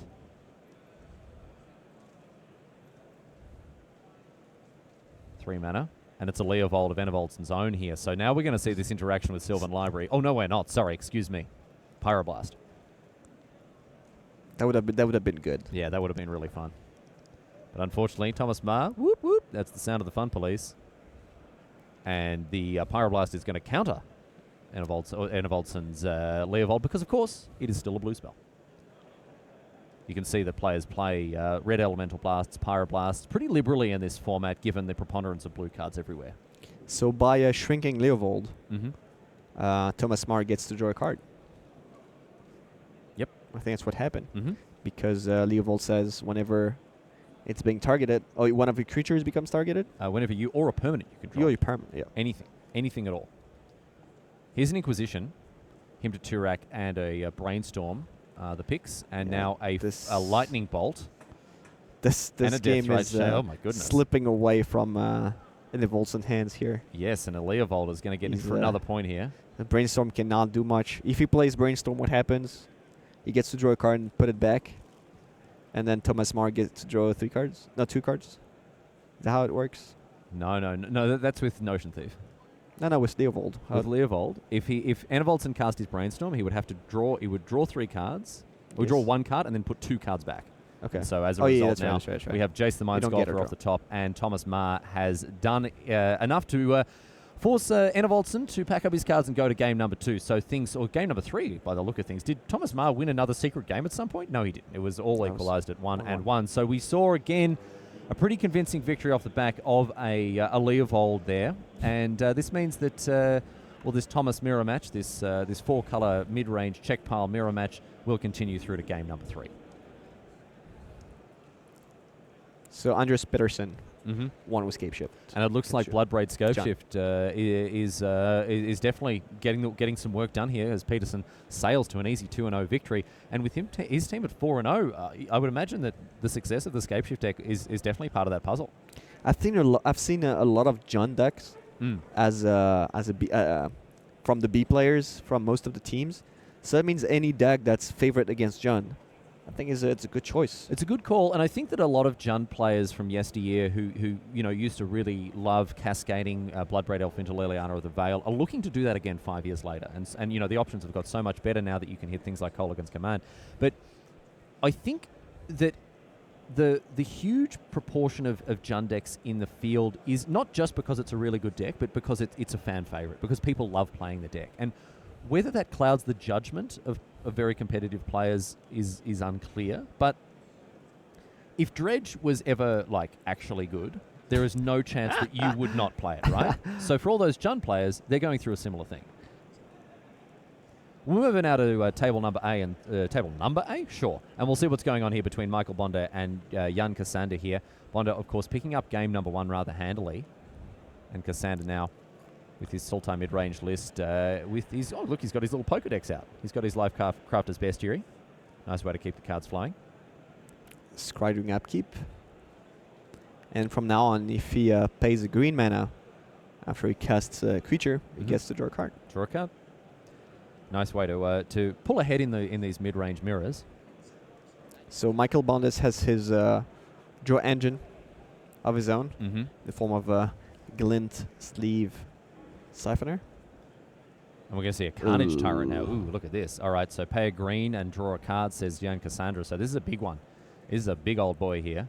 Very cranky dino. A 7/6 Trampler. Hexproof, of course, is the most important part here. Because just doesn't die to anything, really. Doesn't die to Doomfall right now. Does die, however, to Gonti, Lord of Luxury. It does, because he has a Death Touch. So Gonti will, of course, be able to stop 3 of the trample damage on the way through. But anyway you slice it, that Carnage Tyrant is going to get in for a little bit. Not too much. Not too much. Because if blocked by Gonti, it's only 4 damage. But he netted the card of it. Yeah, it looks like Gonti's already done some work here for Michael Bonda. Can't see that card hanging out under the Lord of Luxury just now. Champion of Wits for Michael Bonda. Can draw 2 cards. See what he wants to discard. A couple of lands hitting the bin here, so nice little filtering effect here for the Danish player. I see another Gonti in Bonda's hand. Okay. I really like this card. It became great now. It wasn't too good because some of the decks wasn't very good against some of the decks. I mean, against Mono Red, I'm not sure it's very good. And since Mono Red kinda slipped away from the Raiders, it's not that good anymore. And with all these mid-range decks with very high impact cards, Gonti became much better. Just an easy 2-for-1 many decks, and it does clean up very nicely against the larger thumpers of the format. Of course, never worse for a green player than when they're facing off with their bristling Hydra against something like a Gonti. But it's a good point you make there, Raph. It is something. It's a card that wasn't doing so well in the face of all the red decks because they could just kind of safely ignore it. It cost 4. And so Gonti now in a position to make a bit more of an impact, especially in the face of cards like Carnage Tyrant. This Bestiary is an interesting way, again, for green decks to pull ahead in these mid-range mirrors. Especially when you can't get it back. Gonti with Scarab God. Oh, yeah. That's just huge. Too much. Yeah. Draw the best card out of your opponent's top 4. Get a 4/4. Get a 4/4. Death Touch. Death Touch. I love it when they put Death Touch on massive black creatures. I know that Gonti isn't too big, but, for example, Tetsamok or Grave Titan. Just in case it has to block a 7/7. Yeah. Just in case it has to block. You never know. You never know. They can pump. But this guy's not gigantic. Grave Titan isn't big? Gonti. Oh, Gonti's not big. No, but I'm saying on things like Tetsamok, on things like Grave Titan. You haven't seen many Tetsamok in Standard. No, Tetsamok hasn't really had too much of a time to shine. Surprising given, this isn't obviously always the case, but generally when a card is just absolutely wacko-busto in Limited, it tends to also translate to being wacko-busto in Standard. Now, maybe this is something that we are yet to see. Maybe as we see a Duress now hit Michael Bonda, maybe, remember Packrat? Yep. It took a while. It took a long time. Yep. So maybe Tetsamok will join us in for a real performance in the coming weeks and months, or maybe people just aren't brewing enough with this older dinosaur. Maybe that's what people around the world should be doing. cook something, cook some mono blacklist up that can make the best of it. There's excellent removal in black. There's point removal. There are sweepers, huge threats. What else do you need? Essence Gather is what you need. I guess one of the reasons that it doesn't go very well with Scarab God, you already have... And Scarab God is just kind of like already the best black top end. Yeah. Yeah, that does make sense. And at 6 you have Gear Hulk, which goes better with Scarab God. Yeah, that's true. So you can't have too many 6 drops. Oh, well, maybe Tetsamok's time in the spotlight is yet to come here. Glintsleeve Siphoner, in addition to a Winding Constrictor, is a nice one here for Cassandra as he stocks up that energy and continues to draw a card from the bestiary. So now it's about who has the best draw engine. So Michael Bond he's a little bit falling behind because he doesn't have energy anymore to draw from the Siphoner. And Jan is, well, drawing cards from the bestiary, drawing cards from the Siphoner. Does he just shove with the champion here? Could be, so you can draw. Yeah. So you can try to find something else to draw. Draw Like 4, a discard 2, like get a a 4/4 into play? Like a Scarab Like God? a Scarab God. Like a Scarab God. That wouldn't be too bad. No, that wouldn't be too bad. Okay, Alex to hold him back now. Glintsleeve Siphoner is going to draw a card, but not before Cassandra has had a chance to scry. Oh, no, going to draw he's doing it first. the other way. Draw first. I think, did he... was he just confident he knew... Did he know the card on top? Surely not. No. If he doesn't have a land in hand, there's not a lot of cards he's going to put at the bottom anyway. So draws for the turn now. Winding Constrictor is going to gain 2 energy from this Ether Hub. And the hits keep coming here for Cassandra, who's down to 13. Glintsleeve Siphoner, another card that kind of lived in the shadows for a long time. Teamer Energy was just too good, but now that we're seeing energy strategies across more colors than just blue, green, and red, Glintsleeve Siphoner has really done some work. I like how this card does not kill you. I like how you can choose not to draw the card. Ooh, check this out. Hidana's Climb, in addition to Winding Constrictor, is a really nice one. So at the beginning of every combat step, of your combat step, It gets 2 counters. You get 2 counters. And it flips the second turn afterwards instead of the third turn, which is huge. Yeah, before the Pro Tour, we were discussing limited. Yeah. And someone asked me, "Oh, would you first pick that card?" Like, yeah, well, yeah, it's great, but the land is not too good. I mean, what? Well, it's great. The land is great. What are you talking about? Well, it gets like +X and flying. Like what? It gets flying? Yeah. Yeah, it does. Yeah. Okay, it's a little better. It's a than little I expected, better yes. than you think. Yeah, no, it's really, really good. And one of the things here, as we see Rishka, the Pima Renegade, come down, one of the things with this with the Hidana's Climb in conjunction with the Snake is that usually you wait 3 turns, put 3 +1/+1 counters on it, and then flip into Hidana's Climb, into Wing Temple. With a Snake, you put 4 counters on in 2 turns, so it's just better any way you slice it. Mm-hmm. Yeah, that's true. Here's the Pima Renegade, going to put 2 +1/+1 counters on 2 separate creatures here, and I think we're seeing Cassandra really go off here. This Winding Constrictor hasn't been contested meaningfully. Here's a Gear Hulk now. Is that going to have something to say about the Snake? It is indeed. Okay, this is better stuff here for Michael Bonder, whose Vraska's Contempt means that that Snake is going to hit the bin. It should be exiled, I think. That's true. Should be exiled there. And if you could have the enchantment a little bit up on the table, that would be great. So we're going to get that fixed there, and we will get Hidana's Climb brought onto the battlefield so that we can see exactly what's going on properly. Looks like everything's in order now as we go back to Bonder, who is looking to once again get a foothold in this match that seems to, or game that seems to be sort of slipping away from him a little bit. And here's an attack. This is nice stuff. So is that a call for a Scarab God? Is it? Oh no, he has a Gaunty in hand. He wants to trade the Gaunty for any card so he can play the second one and not have to sacrifice something else. So bit of a free attack there, and it ends up snagging Pima Rishka. Sorry, Pima Renegade. Pima's the place. Pima's the place. Renegade's the face. Ooh. 4 cards off the top. Ooh. Looks like Bristling 2 Hydra. Bristling Hydras. Hashep Oasis. So he was looking for a way to draw cards. That's one of them. How? Well, he gets energy for the Siphoner. Oh, yeah. Yeah. Yep. Gontarino doing some work, although are we looking at another card there? What is that? Oh, that's a Ranger. Oh, Jade Light Ranger. Yep. Okay. Nope, it is going to be the Hydra here, which comes into play immediately. And this means that Bonda can snag himself 2 extra cards off of that Glint Sleeve Siphoner over the next 2 turns. So he is hellbent right now, but looking to refuel before very much longer. You would think back to Cassandra now. Going to get to Scry thanks to this Old Mate Bestiary. So what is he doing first? Is he scrying first? No, he's drawing first. Drawing first, okay. Scries to the bottom. Draws a card for the turn. He's drawing more cards, but he's facing a lot of power. He's facing the Hydra, he's facing a 5/6. And if he wants to block the champion, he's going to give Bonda even more cards. Yeah. So he needs to actually play his stuff.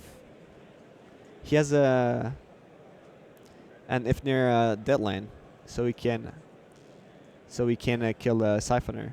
And yeah, I'll let you do it. I'll let you say it. Unfortunately, yes. Unfortunately, this game and this match, the texture of it is very interesting, but it's been somewhat undercut by the results from the other tables, ladies and gentlemen. This match is all done and dusted. Andreas Peterson and Thomas Enevoldsen have crushed their enemies 2-0 and 2-1 respectively, meaning that this game is effectively a wash. The result of this game will not matter in the grand scheme of things. It seems the players are going to be happy enough to play it out, and I don't know about you, Raf, but I'd certainly be very interested to see how this continues. I thought Jan was way ahead, but Bonda's managed to climb back the what's the name of the enchantment? Yeah, Hadana's Climb.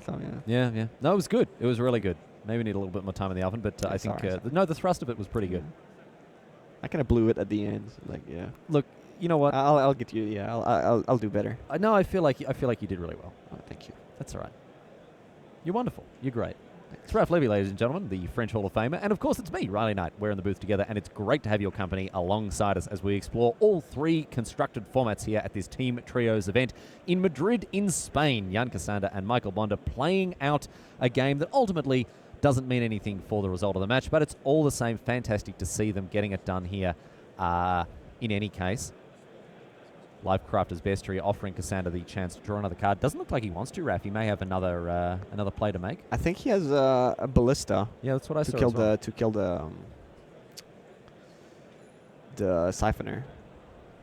But okay. I think his plan here is to play Oasis next turn. Pump the Carnage Tyrant. Flip the Climb and attack for 20. In one go. Yeah, I think that's the plan. We'll see. Champion of Wits joining Gonti, the Lord of Luxury. In come the clowns. And the only thing that would do something is nothing. I don't think there's only 2 Rescue Contempt, or some way to gain 4 life. Would that be enough? So it would be 10, 13, no, 26. No, he would be dead. So Peterson is going to line up. Yeah, that's what's going to happen. Cassandra is going to line up a block here. Are we going to see a thrilling conclusion to this match here? Yeah. That'd be very cool. I think that's what's going to happen. Well, let's have a look here. Cassandra did keep that 4 mana open. It looks like he is. Is he sitting behind a Vraska's Contempt or something there? There's no other reason to keep 4 mana open. It doesn't matter. But why has he kept the 4 mana open? The what? He's kept 4 mana open there at the bottom of the Cassandra. I don't know. Don't know. Why not? Maybe we'll never penetrate these mysteries, ladies and gentlemen. Oh. Here's a Champion of Wits. Oh, there's a flyer. Oh, no. Yeah. Does he have the mana to cast it? 4 cards off the top. Going to discard 2 of them. Did he play? Oh, he. So that play would. Okay, Ether Sphere Harvester now. So that play does not work. Okay. And but the Rescue Contempt does not work. No, that doesn't work. Will he have the mana to do everything? I don't think so. So Vraska's Contempt in hand there for Cassandra, and unfortunately for him, Michael Bonda has found the perfect answer with an Ether Sphere Harvester here. And so Cassandra had sort of crafted this whole game plan around flipping this Adana's Climb and getting him with the Carnage Tyrant, but Bonda. But that still works. It still works? That still works, yeah. He doesn't have to sacrifice the Oasis now. The Oasis was just if Bonda had a way to gain life. But now he can just add the counter on the Tyrant, make it 10 power, attack flying for 20, and kill the Harvester with Rescue Contempt that he has in hand. So Bonda would have had the answer here with this Ethersphere Harvester, but Cassandra has found a very, very cool way to end this game with a flying, huge, enormous Carnage Tyrant. We're going to see the Ethersphere Harvester crewed up, but a Vraska's Contempt knocks it out of the sky, and Jan Cassandra takes out the second game in style. Of course, these players equalizing at 1-1, but that is that for this match, as Peterson and Enervolts and Bonder's teammates have managed to get it done on their respective tables. A really cool way that we saw Cassandra there put together, sort of craft a game plan that was going to end up getting him over the line, and you saw it coming a mile away. He drew a lot of cards to get into the position where he could actually do that. The battlefield was getting a little crowded on the other side of the board. A little dicey. Yes, dicey. Yes, indeed. But he managed to. He managed, to kind of steal the win. Yeah. He was slipping away, but then. Yep. 20 in in your goes face. the 20 you in one go. In goes up the dino to up in the skies, and that was enough there for Cassandra, but not unfortunately enough for the rest of his team that went down there. To the Danish superstars who continue their unbeaten run, improving to 5-0 here at GP Madrid. The format, of course, is team trios, and there is plenty more magic coming your way. We're going to go to a break now, but on the other side of it, we will check in with some Time Walk magic, and you're not going to want to miss it. So stick with us. We'll see you back here very shortly.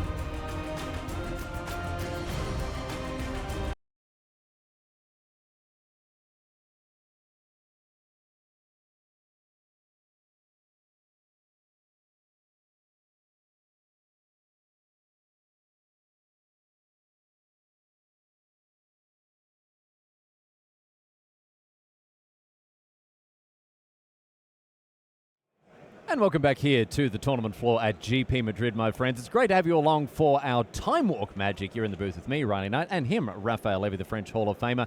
We're going to have a look at our Time Walk matchup right now and see which players are going to get amongst it in the feature match area here. Round 5 Time Walk featuring Tibor Vinchai and Laszlo Paraskai and Akos Kenyeres. These guys, Salto Constrictor Living End and Stoneblade, respectively. On the other hand, we have some Scottish All-Stars, Drew Martin on Blue-Black Mid-Range, Anand Alagapan on Tron, and Gary Campbell, the godfather of Scottish Magic, on Grixis Delver. Anand is standing right behind me. I'm going to get Tim to come into frame and give us a bit of a wave as we bring it back to the booth here. This man you can almost see him. He's just behind me. He needs to walk back a little bit further. I don't think he's going to do. He's being camera shy. Here he comes. But all the same, those players are down. They've already finished their match, of course. We're going to see how things go because this is Time Walk Magic, ladies and gentlemen. This is effectively a replay of what went on down in the feature match area before this just now. So we're going to get underway and have a look at what's going on here, starting off with game number 2. Laszlo Paraskai taking out game number 1 here against Anand Alagapan. And Raf, Anand has been playing Tron for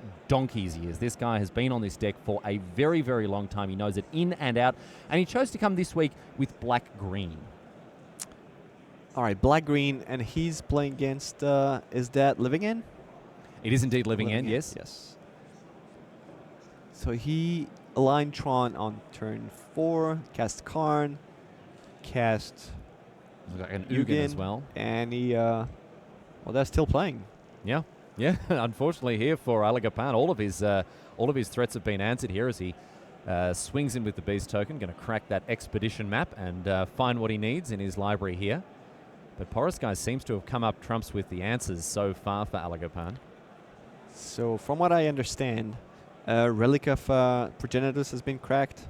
So both graveyards are pretty empty, leaving the Living End player with not so much Reanimate. It's good news for the Tron player here as another Karn. Jeez, they always have Karn, don't they? They just always have Karn. You kill one, they draw another one. You kill that one, they draw 2 more, ladies and gentlemen. They've always got Karn. Like here, this guy. And as I said, this guy, more than many other players that I know, is certainly, he just knows this deck inside and out. He knows every little trick of the trade with this list because I think he's been playing it for about 5 years. He's giving me the nod from behind me. He's standing right behind me right now, and he's saying, yes, indeed, 5 years is correct. Fantastic fellow, this Anand. He's a doctor, Raph. Works up in Aberdeen in Scotland. The Tron Doctor. The Tron Doctor. Dr. Tron. Dr. Tron. That's it, Dr. Tron. As Karn, after munching away on another land here, looks to be hitting the bin. Looks like Paraskai might have something to say about that before very much longer. But these 3 guys flew down from Scotland. Gary Campbell, Drew Martin on flanking here, Alagapan. And Drew Martin recently revealing to many of his close friends that is indeed a powerful mage and plays Magic. Quite a number of people who he played it pretty close to the chest, but he's come out and revealed his powerful wizardry to them.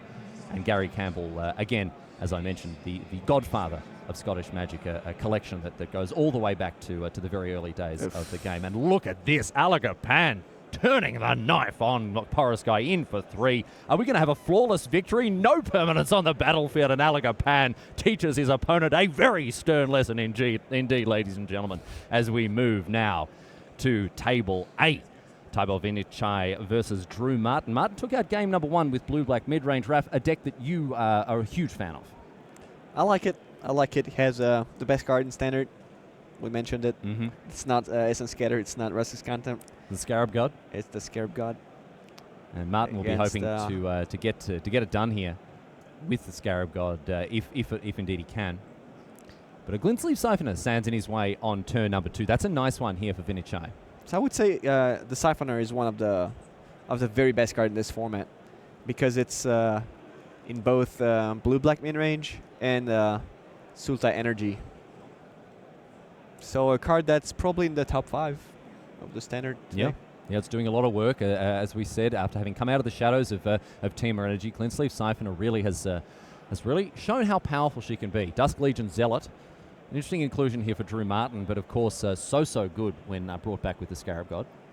I'm excited to see the stats, if we ever get them, of the top cards of this tournament.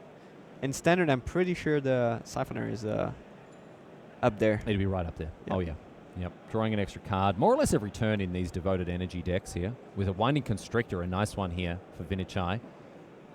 And that means the Siphoner gains 2 energy thanks to that attack. Of course, has Menace, so the Zealot isn't going to be able to get in the way of it just yet. Back to Martin now. What can he find?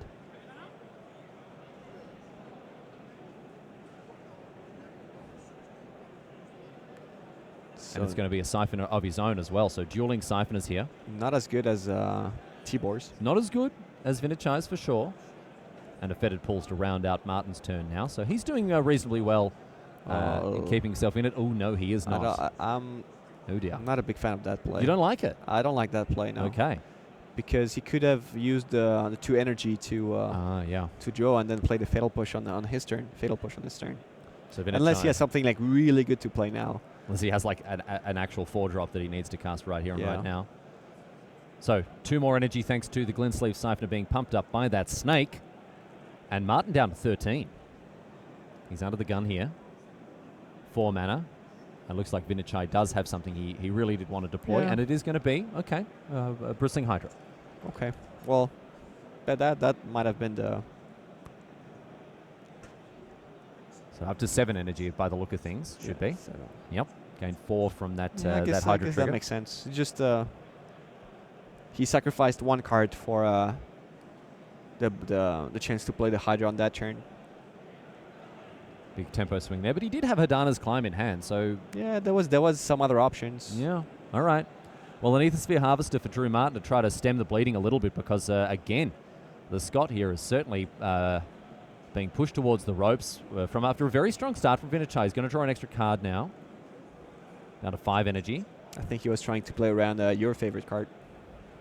Oh, yeah, the old Contemptorino. Essence Oh, the Essence Scatterino. All right. That's why he decided to play the Fatal Push at the end of turn. Mm-hmm. So, Vinicai now. This is it's tough 10. What can he get cooking? Ether Hub back up to 7 energy now. Hadana's Climb, Walking Ballista.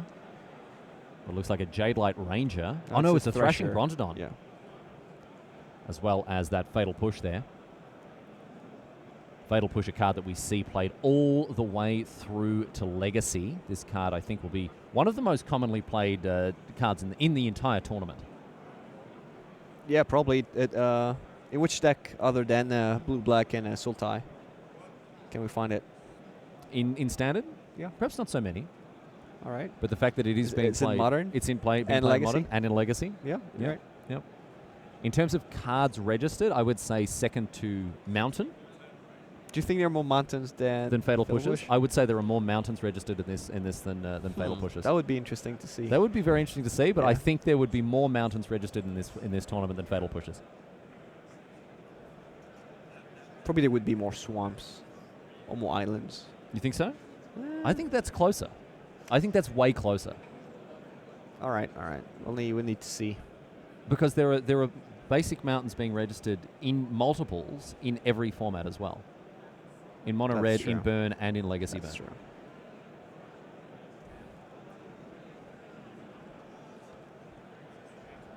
Looks like Vinicai is considering this Hadana's Climb here. Martin, just hanging out, hand on his hip. He ain't mind. It looks like it's going to be the Brontodon instead.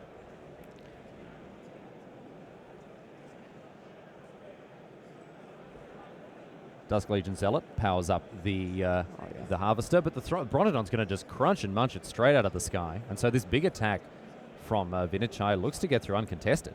Oh, dearie me. Is he pumping the Hydra?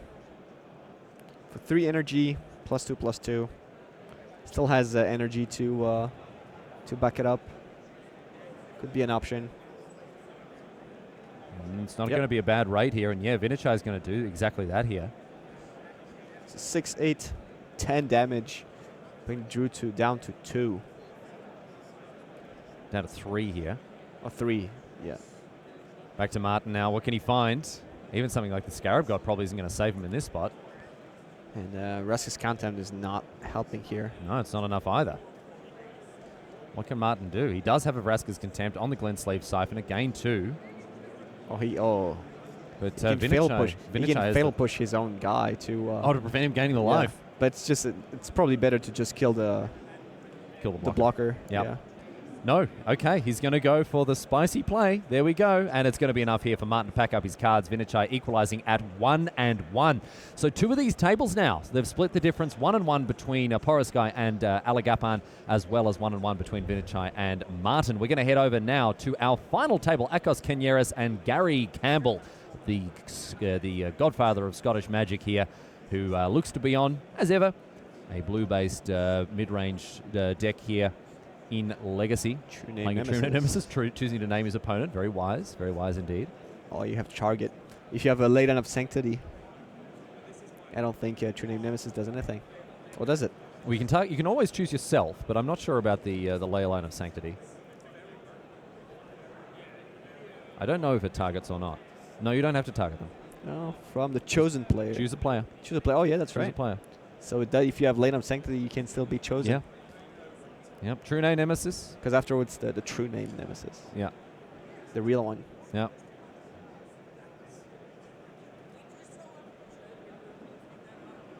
Grim Lavamancer can do some work certainly against the Death Ride Shaman, but it looks like Kenyeris doesn't have much of a graveyard just yet. Oh no, okay, he's got the hidden graveyard behind his. Okay, all right, mate.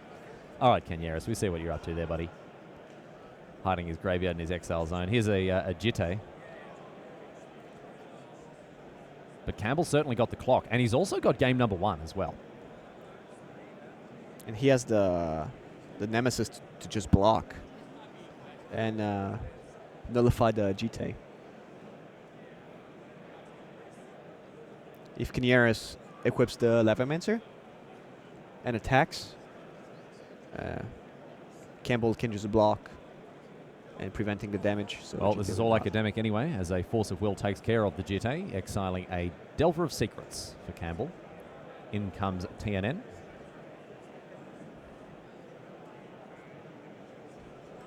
And Kenyeris now.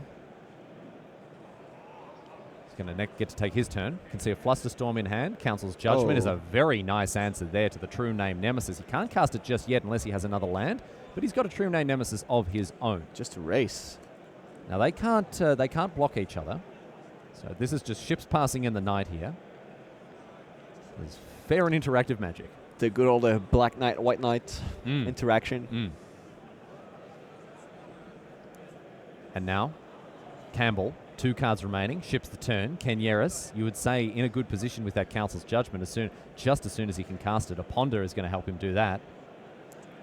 Council's Judgment, a handy dandy answer there to True Name Nemesis. Off the top, Bolt, Batterskull, and Swords to Plowshares. Still no fourth land to cast that Jace. I think Kenyeris is going to have to send these shuffling, because that doesn't do too much against what Campbell has brought to play. And yes, indeed, we're going to see the old shuffle here for Kenyeris. Campbell, cool, calm, collected.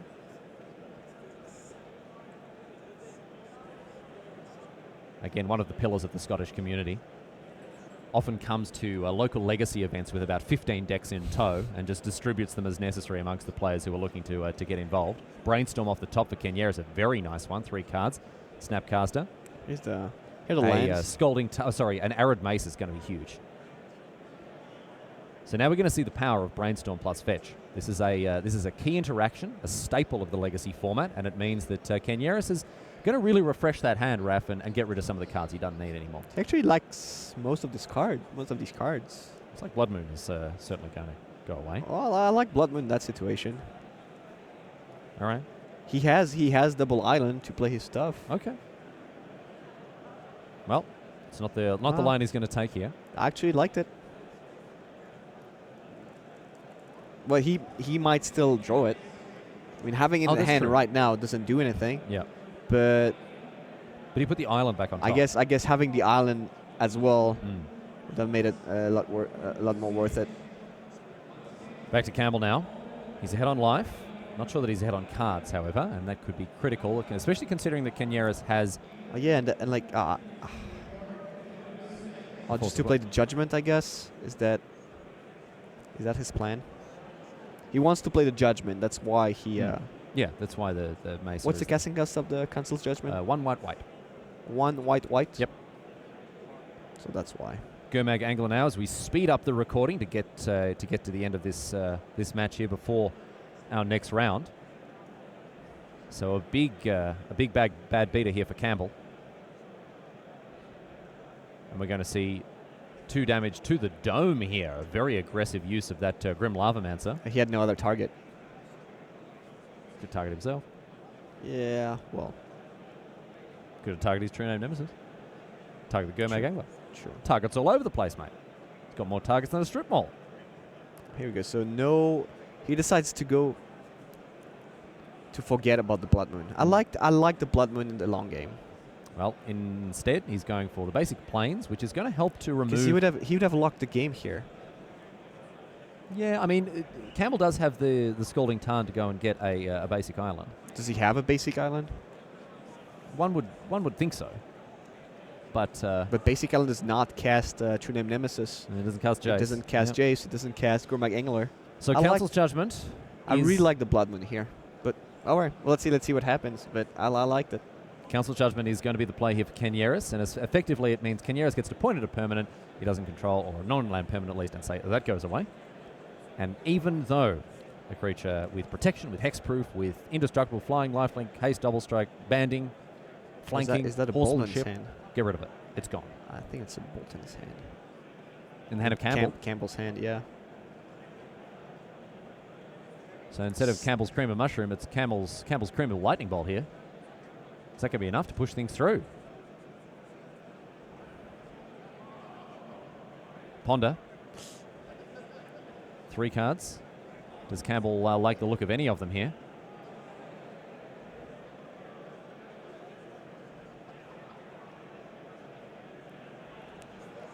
He's thinking about it long and hard here. A good old-fashioned ponder, and he's going to draw. Okay, that means he must have found something he likes. Is that a brainstorm? 2 cards in hand. One of them you think is a lightning bolt, right? Could be, yeah. Campbell on 11. This game's very close indeed here. 4 mana. It's a Jace. You've known about the Jace for a while now, and that's very good against Gurmag Angler, of course. What's Campbell's response? I like Battle Skull here. Because I don't think Jace is doing much here.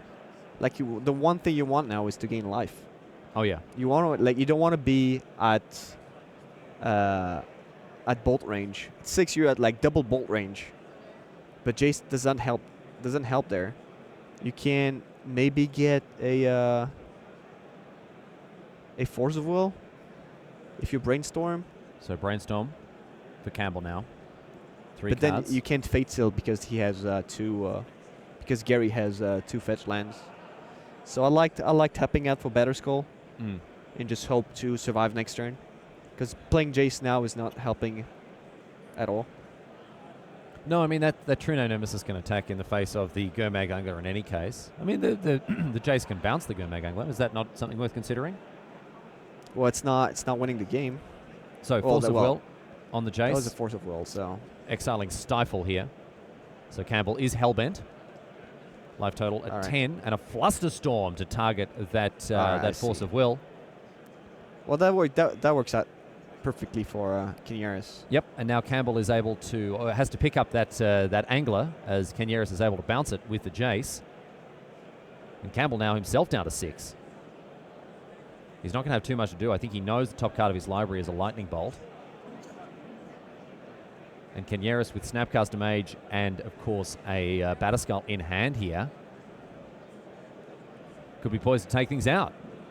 On our other tables, Laszlo Porosky did get up and about against Anand Alagapan in game number 3. Anand himself told me that he got Fulminator Maged 7 times during the 3rd game, which is just disgusting. I mean, I think it's just the right number. I don't have much truck with Tron players generally, but that is egregious, I would say. So it goes down 2-1 there, unfortunately for him. And now, Campbell has to find a way out of this very tight situation. Jace the Mind Sculptor hits the bin. Does he have enough cards? Yeah, he just has enough. And now Gurmag Angler can come back down. And he cannot fetch at this point. because he's facing 3 +2 from. Yep. So on an effective 1 here, Gary Campbell now cannot cast Force of Will, cannot use his fetch lands, otherwise that Grim Lavamancer will end things very quickly. Oh no, Gaz, mate, put that down. And unfortunately, he can't find a way forward, and that means that it goes the way of Akos Canieres 1-1, these guys. So this game and these matches, long and drawn out affairs, it has to be said. Tibor Vinicius and Drew Martin now. Both of them playing blue-black based mid-range decks, but of course Canieres also playing green. Hadana's Climb amongst many of the green cards that he's interested in. Bristling Hydra, another one. Looks like that Hadana's Climb has already flipped into the Winged Temple. And the Bristling Hydra is going to be sent into the air, and that is going to be enough there for Tibor Vinicius to take things out for his team once and for all.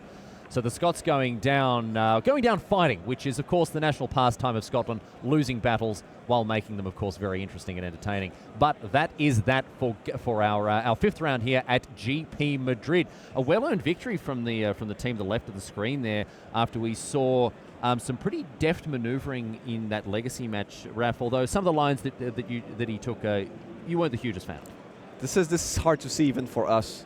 There are so many cards in Legacy that completely turned the games around. So who was it on the right side? Gary Campbell. Gary Campbell had the Brainstorm and the Bolt. We're like, maybe just playing the Battle Skull was better, because then he can win next turn. Or he can be sure to lock the game next turn. But then he Brainstorm, found a Force of Will and the blue card. And like, oh yeah, well maybe that line was better, because then he had the Flusterstorm. Yeah. There's a lot of things going on, So and that's what cards. makes it like interesting for us. And like not playing is also like pretty exciting. Yeah, that's right. We're going to see so much more Legacy, so much more Modern, and of course so much more Standard before the end of the tournament, ladies and gentlemen. So stick with us. We're going to go to a break, but of course we'll be back with more Magic just a few moments really. We'll see you back here very soon at GP Madrid.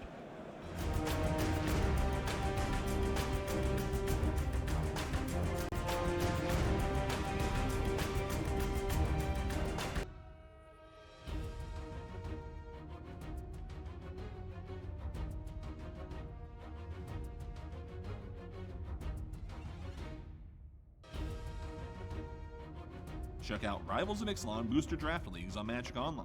Draft anytime, play anytime. Available now. For more information, visit mtgo.com.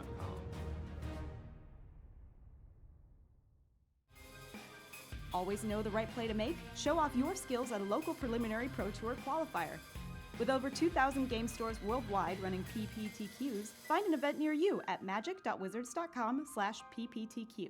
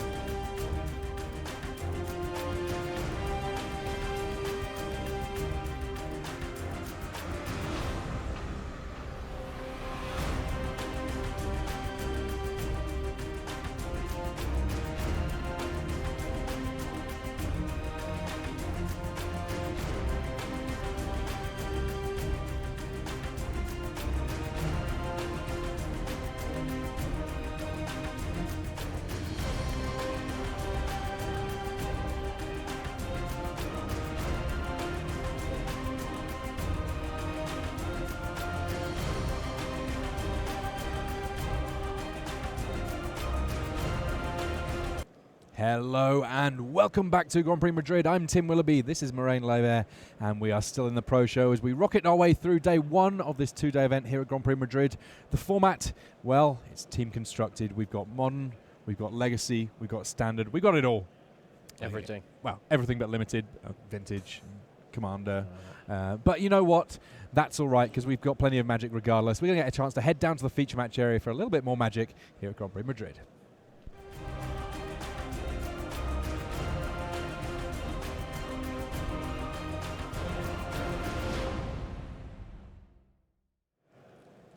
Hello and welcome to this round 6 of Grand Prix Madrid, and we get a chance to see some pretty big names, some of which we've seen in the feature match area already this weekend, some not so much. On the left of our screen, that's Adrian Romero Cano, Christian Ortiz-Ross and Rodrigo Togores up against Elias Klocker, Florian Koch and Carsten Linden. We're starting things off with modern here, our middle table, and it looks like we have a bunch of Tron going on here. So you know what, given that it's a Tron mirror, how about we jump across and see a little bit of standard, because I happen to know that Elias Klocker's standard deck, kind of an interesting one of the ones that we maybe don't see quite so often in the standard portions of tournaments these days.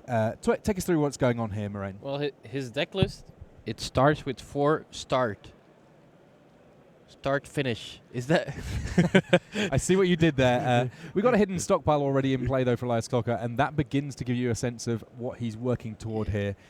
He has hidden stockpile. Once it gets going with the likes of Renegade Map, with the likes of various other things to trigger Revolt, he can very easily just have an unending stream of creatures. Meanwhile, on the other side of things, Adrian Ramiro Cano, he is on a slightly more understood known quantity in this format, that being blue-black. He's got all sorts of nice control elements, a couple of nice mid-range options, but once you get double hidden stockpile in play, you start getting to do some very cool things indeed. You sacrifice one thing to trigger Revolt, that will make 2 servos. That once you've got 1 servo in play, you can start sacrificing servos to scry, and each one that you sacrifice will trigger both hidden stockpiles, meaning that you gradually get to generate a gigantic board for very little investment indeed. Yeah, and this standard format, there's not a lot of sweepers. It's fatal push, it's all target removal. So if you can flood the board, that's just very, very good in this standard format. So I'm liking the approach of the white-black token deck. Here we see it, hidden stockpile, of course, a very good combo with Renegade Map. In the next turn, it will be able to generate 2 colorless tokens, each stockpile once. Not sure how in love I am with the whiteboarded basics, but you know, each their own. And here comes Gonti, Lord of Luxury. He's going to take a little look at the top 4 cards of Elias Klocker's deck, see whether or not he can maybe get some hidden stockpile action of his own going on. I'm not quite sure what happens once both players are generating servos at a rate of knots. It seems like that could be the best option available to him here. Profane Procession is a good card, but not against tokens. I mean, exile your token for 5 mana. That's not what you're looking for.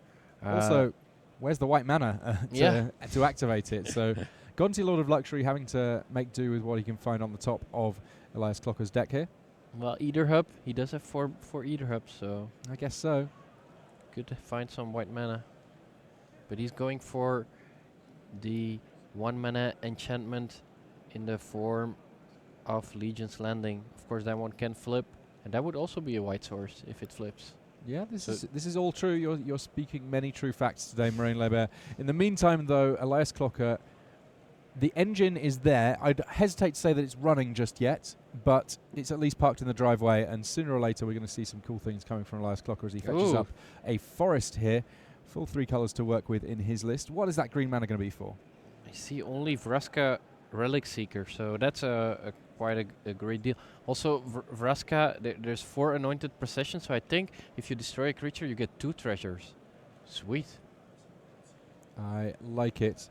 And Anointed Priest, that one working very, very nicely with all of this token generation, gaining a substantial amount of life for Elias Klocker here. Yeah, now just things get going. He's going to gain 2 life a turn at least, scry a bunch, and maybe even resolve a Vraska next turn. So this is already looking good for Elias. I'm not sure what the blue-black control deck is supposed to do. I guess, yeah, just the Scarab God? Is that the plan against a deck like that? But does it even raise an Anointed Priest and double hidden stockpile? I'm not even sure. We're in this weird spot where essentially Elias Clocker now, if he didn't want to, wouldn't really have to resolve a whole lot of spells from the rest of this game. So the traditional plan of blue-black control that's sort of, about countering key threats and getting something going isn't really too relevant. We see Anointed Priest jumping in the way of Gonti, Lord of Luxury, because actually when Anointed Priest comes back as a token, in some respects, even more powerful than the first time round as a regular creature. If there's already Anointed Procession in play, then you get to get 2 copies of Anointed Priest, and then things, well, they get a little bit out of hand. Glint-Sleeve Siphoner here coming down for Adrian Ramiro Cano here. Adrian will have to flood the board, but his only way of really doing that is the Scarab God. I'm a bit surprised by the block of the Anointed Priest. I mean, Elias was at 18. He can easily take 2 life.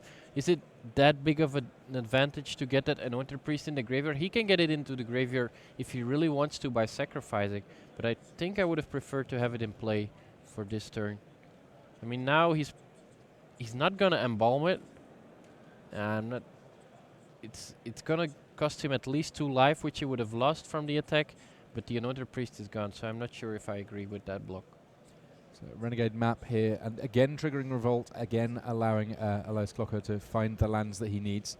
And it is nice, I guess, every time that you get to trigger Revolt without having to sacrifice creatures, because that's an easy way of making sure that you get still more creatures in play each and every turn at a slightly faster pace. Yeah, tokens get in. Of course, the Glint-Sleeve Siphoner is not going to block, and I think we're going to see a Vraska here. Or he's just gonna... Vraska costs 6, right? Oh, yeah, but... he could have fumigated, I guess, but that doesn't do much. Because the card from Gonti would still be exiled. I'm not sure why this is the game plan you want... How you want to approach this game. I feel like we could have waited with that Anointed Priest. I don't think we're getting enough value right now out of that block, sacrifice, and then get it back. So, if you're Adrian Ramiro Cano here, what sequence of draws are you looking to piece together in order to be able to get something going here? There we have it. The Scarab God, it just has to stay in play, and unfortunately there's no creatures just yet. So you will need to kill some creatures in order to be able to animate them. But I think that's the start. Glint-Sleeve Siphoner is not looking very good against that many tokens. Even Gonti can just quadruple block.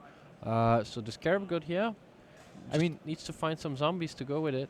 Thinking about that Anointed Priest block, is the reason to play things that way exactly what we see now, which is that you've got your creature dead, you've then brought it back with Eternalize, and now you're just in a point where there are no actual factual creatures for the Scarab God to work with? Yeah, that's actually a good point. Maybe that's what he was trying, but he did skip his 5th turn just to do that, although he might not have had a better play, so might have actually made sense. In the meantime, look at that. Vraska being pretty aggressive here about dealing with the Scarab God. Just 1 treasure, no Anointed Procession yet. Target player's life total becomes 1. That's actually quite good when you have 17 tokens. I mean, it's quite good anytime, but it's not something that you get to see activated all too terribly often. Normally by that point, people are scooping up their cards before the ability even goes on the stack. I'm a bit surprised how few of these Vraska ultimates we actually see. Because he starts at 6, goes up to 8 if you want to immediately. So that's only 2 turns away from making that ultimate. But I haven't even seen it once. Gonti eating 1 servo, only for more friends to show up sooner or later. Look at Adrian's hand. Fatal Push, 2 Vraska's Contempt. All of them are so weak facing all of these tokens. That's just not what you want to be doing against a token deck. And I mean, Vraska's Contempt can take down Vraska in a weird, strange, self-referential bit of removal. And then dealing with the Anointed Priest does make sense. It's something that's going to make everything a little bit fiddlier in terms of actually eventually reducing Elias Clocker's life total to 0. Wait, I think Adrian actually forgot about the Scarab God and then realized it in his turn, and now... I mean, I guess given that those servos came into play, yeah. What's the timing on it? It should have resolved before the servos did, the end of turn trigger? Yeah, at the beginning of your upkeep. No, when beginning of the next end step. The beginning of the next end step, so I feel like he untapped and it wasn't his graveyard, but maybe there was just a miscommunication, and they went too quickly. I think there's a judge. Yeah, I think it's too late. Yeah. Little misstep there from Adrian Ramiro-Cano. And the problem is the trigger's gone now. Scarab God is not. Whenever it dies, return it. So it already died, right? The trigger is gone. I'm not quite sure on that. I'm sure we'll figure it out sooner or later, just based on what happens to the Scarab God. The fact that it's set apart slightly differently in the graveyard to everything else suggests to me that maybe the trigger's effectively still sat there waiting for an end step to resolve in, and it is now going back to Adrian Ramiro-Cano's hand. So Vraska's been dealt with. A little bit of self-loathing there with Vraska's Contempt. But the 2 copies of Hidden Stockpile, one of which came down on turn 2, one of which came down on turn 3, they've just been hanging around for this entire game, making life really fiddly for Adrian Ramiro-Cano here, because there is this force of creatures that just gets to attack each and every turn, and he's kind of spinning his wheels a bit, unable to do too much about them. Yeah, there's not many sweepers. There's 1 Golden Demise in the sideboard, but that's about it. Most of these blue-black decks, they don't even run Golden Demise anymore. So I'm not 100% sure what Adrian is supposed to do. Here's another Vraska. Yeah. No big concerns for the first Vraska going away. That enough for Adrian Ramiro-Cano to pick up his cards. Does not want to have to deal with so many different types of threats. And now Elias Clocker has a little look at what the card was that was taken by Gonti so long ago. Golden Demise, definitely a fantastic card in this exact matchup. Don't know whether or not it's one that there's any access to for Adrian. 1 copy. I'm sure he's now looking at this side. Oh, if only I had 3 of those, I'd be so happy. But nope, you cannot change your sideboards depending on the matchup. You just got to go with the 15 you selected at the beginning of the tournament. And I'm sure he was not thinking about the abs and token deck when he was building his sideboard deck. All right, so we're moving across to our middle table. This is the modern matchup, and we already have Khan Liberated in play, and I must have been mistaken when I said that we had Tron on both sides. It got Tron on the right-hand side in the hands of Florian Koch. On the other side, though, it looks like we have Living End, though right now, with all of these Khans going on, it may be the end for Living End, at least in this game 1. Carsten Linden already a game up against Rodrigo Tagores in our Legacy match there. Yeah, this is a tough old spot for Christian Ortiz-Rose here. I guess a lot depends on how many creatures are in the graveyard. End of turn, get a Violent Outburst and get a Living End could actually, if there's enough creatures, kill Florian Koch out of nowhere. I'm intrigued as to why there are 2 Khans sat on the table here. Exactly what stage that we're at, if one of them is revealed maybe? The second is still on the stack, and he sacrificed the Sanctum of Ugin to grab himself an Emrakul. So that's why the second one is still on the stack, and now it resolves and it exiles the Simian Spirit Guide. I like that line of play. That seems to make a lot of sense to me. So we have the full Urzatron plus a basic plus another copy of Urza's Tower potentially here. There we go. Lots of mana available to Florian Koch here. Koch, a very, very adept player, very smart. He's very good at analysing a metagame and making choices based on the analysis therein. Fantastic person to talk to if you're ever looking to get a feel for what's going on in any given format, really.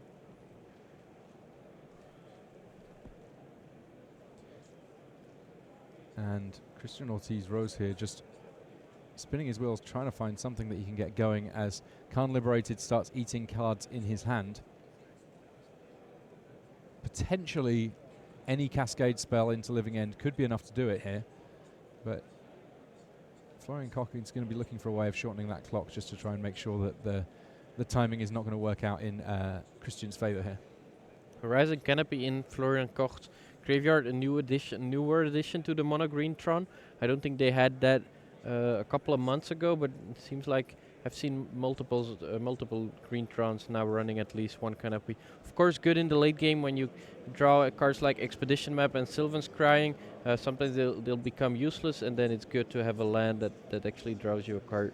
All right, Emrakul, the Promised End, taking a turn here from Christian Ortiz-Rose. To be honest, the most exciting thing is simply that it means that there's a gigantic creature to end the game for Florian Koch in this instance, because not too much going on in the hand of Roos here. Though I guess that if he had found a Cascade card, he could have cascaded into Living End and then chosen to simply not cast it, which would have been all right. But the main thing there, we have a gigantic monster threatening to end things in just a single turn here. Well, it is after all the promised end.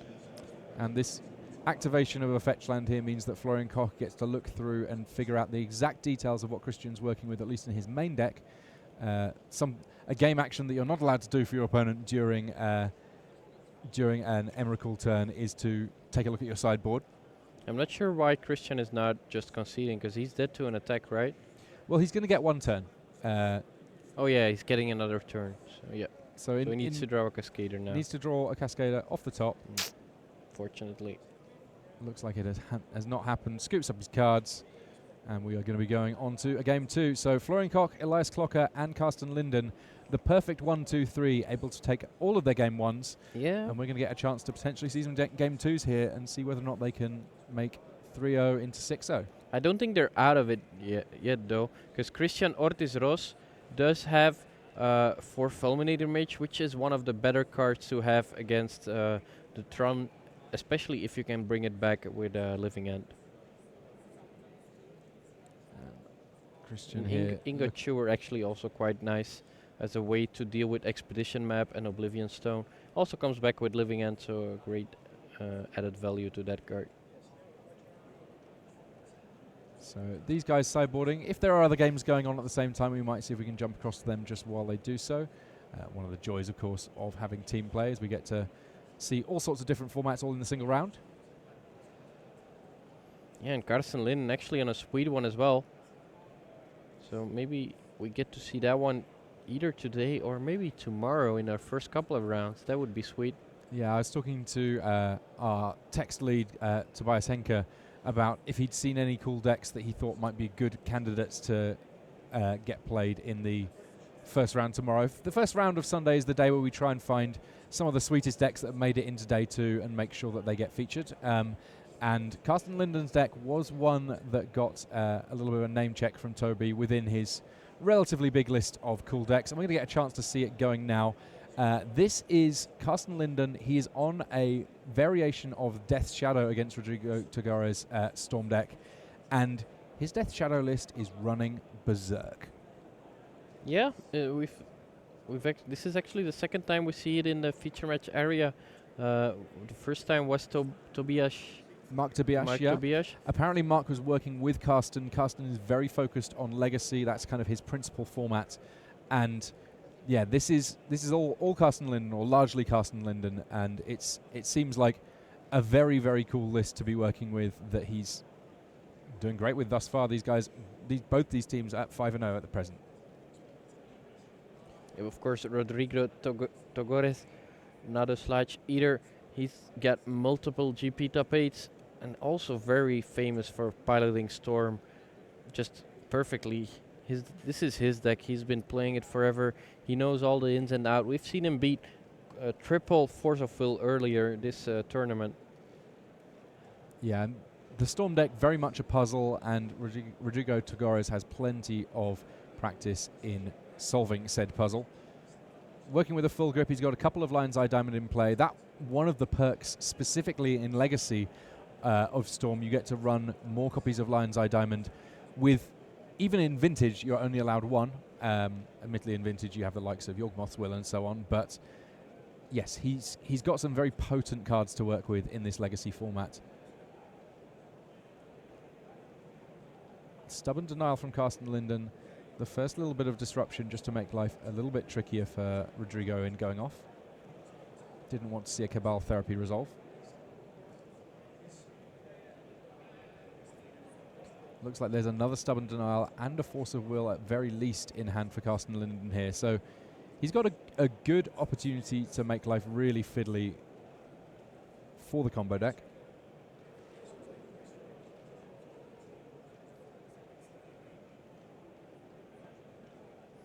Yeah, now that he's got rid of that first Stubborn Denial, he might be thinking the coast is clear. But as you said, another Stubborn Denial and a Force of Will. I think there's even 2 Force of Will. Not sure if there's enough blue lands, blue cards after that.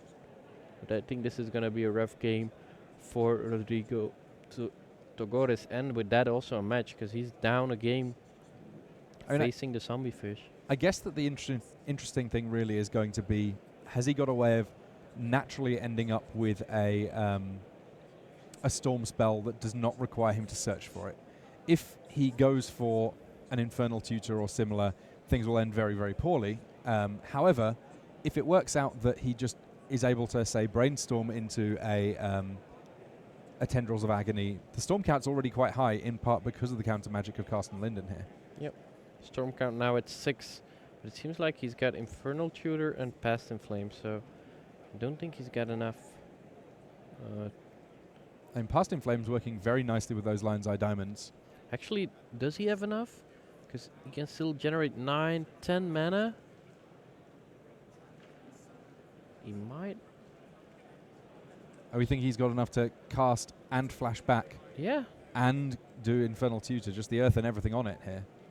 Now he still has 6. This could actually be enough. This is crazy. Karsten Linden will need 2 blue cards. Oh, he's got another Stubborn Denial. Oh my goodness, the amount of counter magic available to Carsten Linden here, just terrifying in the face of a very tenacious Storm player. Karsten Linden, how many of these are main deck? 2 Stubborn Denial main deck and 2 in the sideboard. So after sideboard you get 4 negates for 1 mana. You've got 2 Pyroblast. You've got Flusterstorm. You've got 2 Surgical Extraction. This is definitely a good matchup for Karsten Linden. It's so interesting. When Lion's Eye Diamond was first printed, there was a time when people thought that it was pretty much the worst card in Mirage. Those people have been fairly roundly proven wrong. If you can think of many better cards in Mirage than Lion's Eye Diamond, answers on a postcard. And yeah, Rodrigo Togores having to pass things back. And that means that Carsten Linden, he's going to get to attack in with Gurmag Angler here. And on 6 life, Rodrigo Togores does not have very much time whatsoever. And of course, through all of that activity, cracking Lion's Eye Diamond and whatnot, no cards in hand for him to work with. So he's drawing pretty slim here. Now the Ponder, Karsten has full information. He's gonna 5 mana Force of Will, something you don't see all that often, and he's still holding a blue card and a second Force of Will. So yeah, there we have it. Well played by Karsten Linden. So many counters and just one big fish. The one big fish. And Rodrigo Togores will be talking about this round as the one that got away, as he picks up a loss for his team. Still 2 more matches on the go. Florian Koch against Christian Ortiz-Ruls and Elias Clocker against Adrian Ramiro-Cano.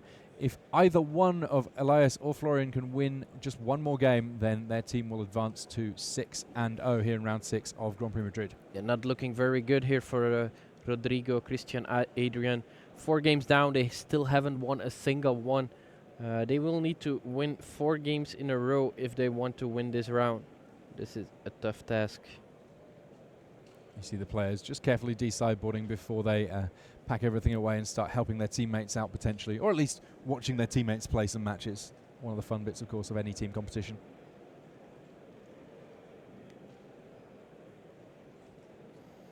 Let's see if we maybe can go back to the...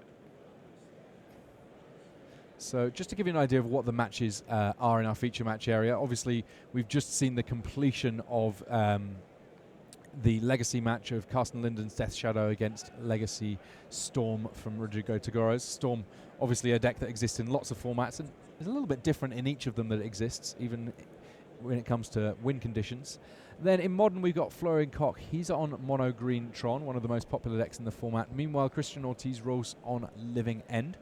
Living End, a deck that's pretty potent at getting a lot of creatures into play very, very quickly, but sometimes these Tron decks, firstly, they can both disrupt the graveyard a little bit with the likes of Relic of Progenitors, but if they can get things going, as we saw in the game 1 for Florian Koch, if they can get things going with the likes of Khan, it can get kind of problematic to get things working as a Living End player. And then finally, Elias Clocker's Abzan tokens up against Adrian Ramiro-Cano on blue-black mid-range.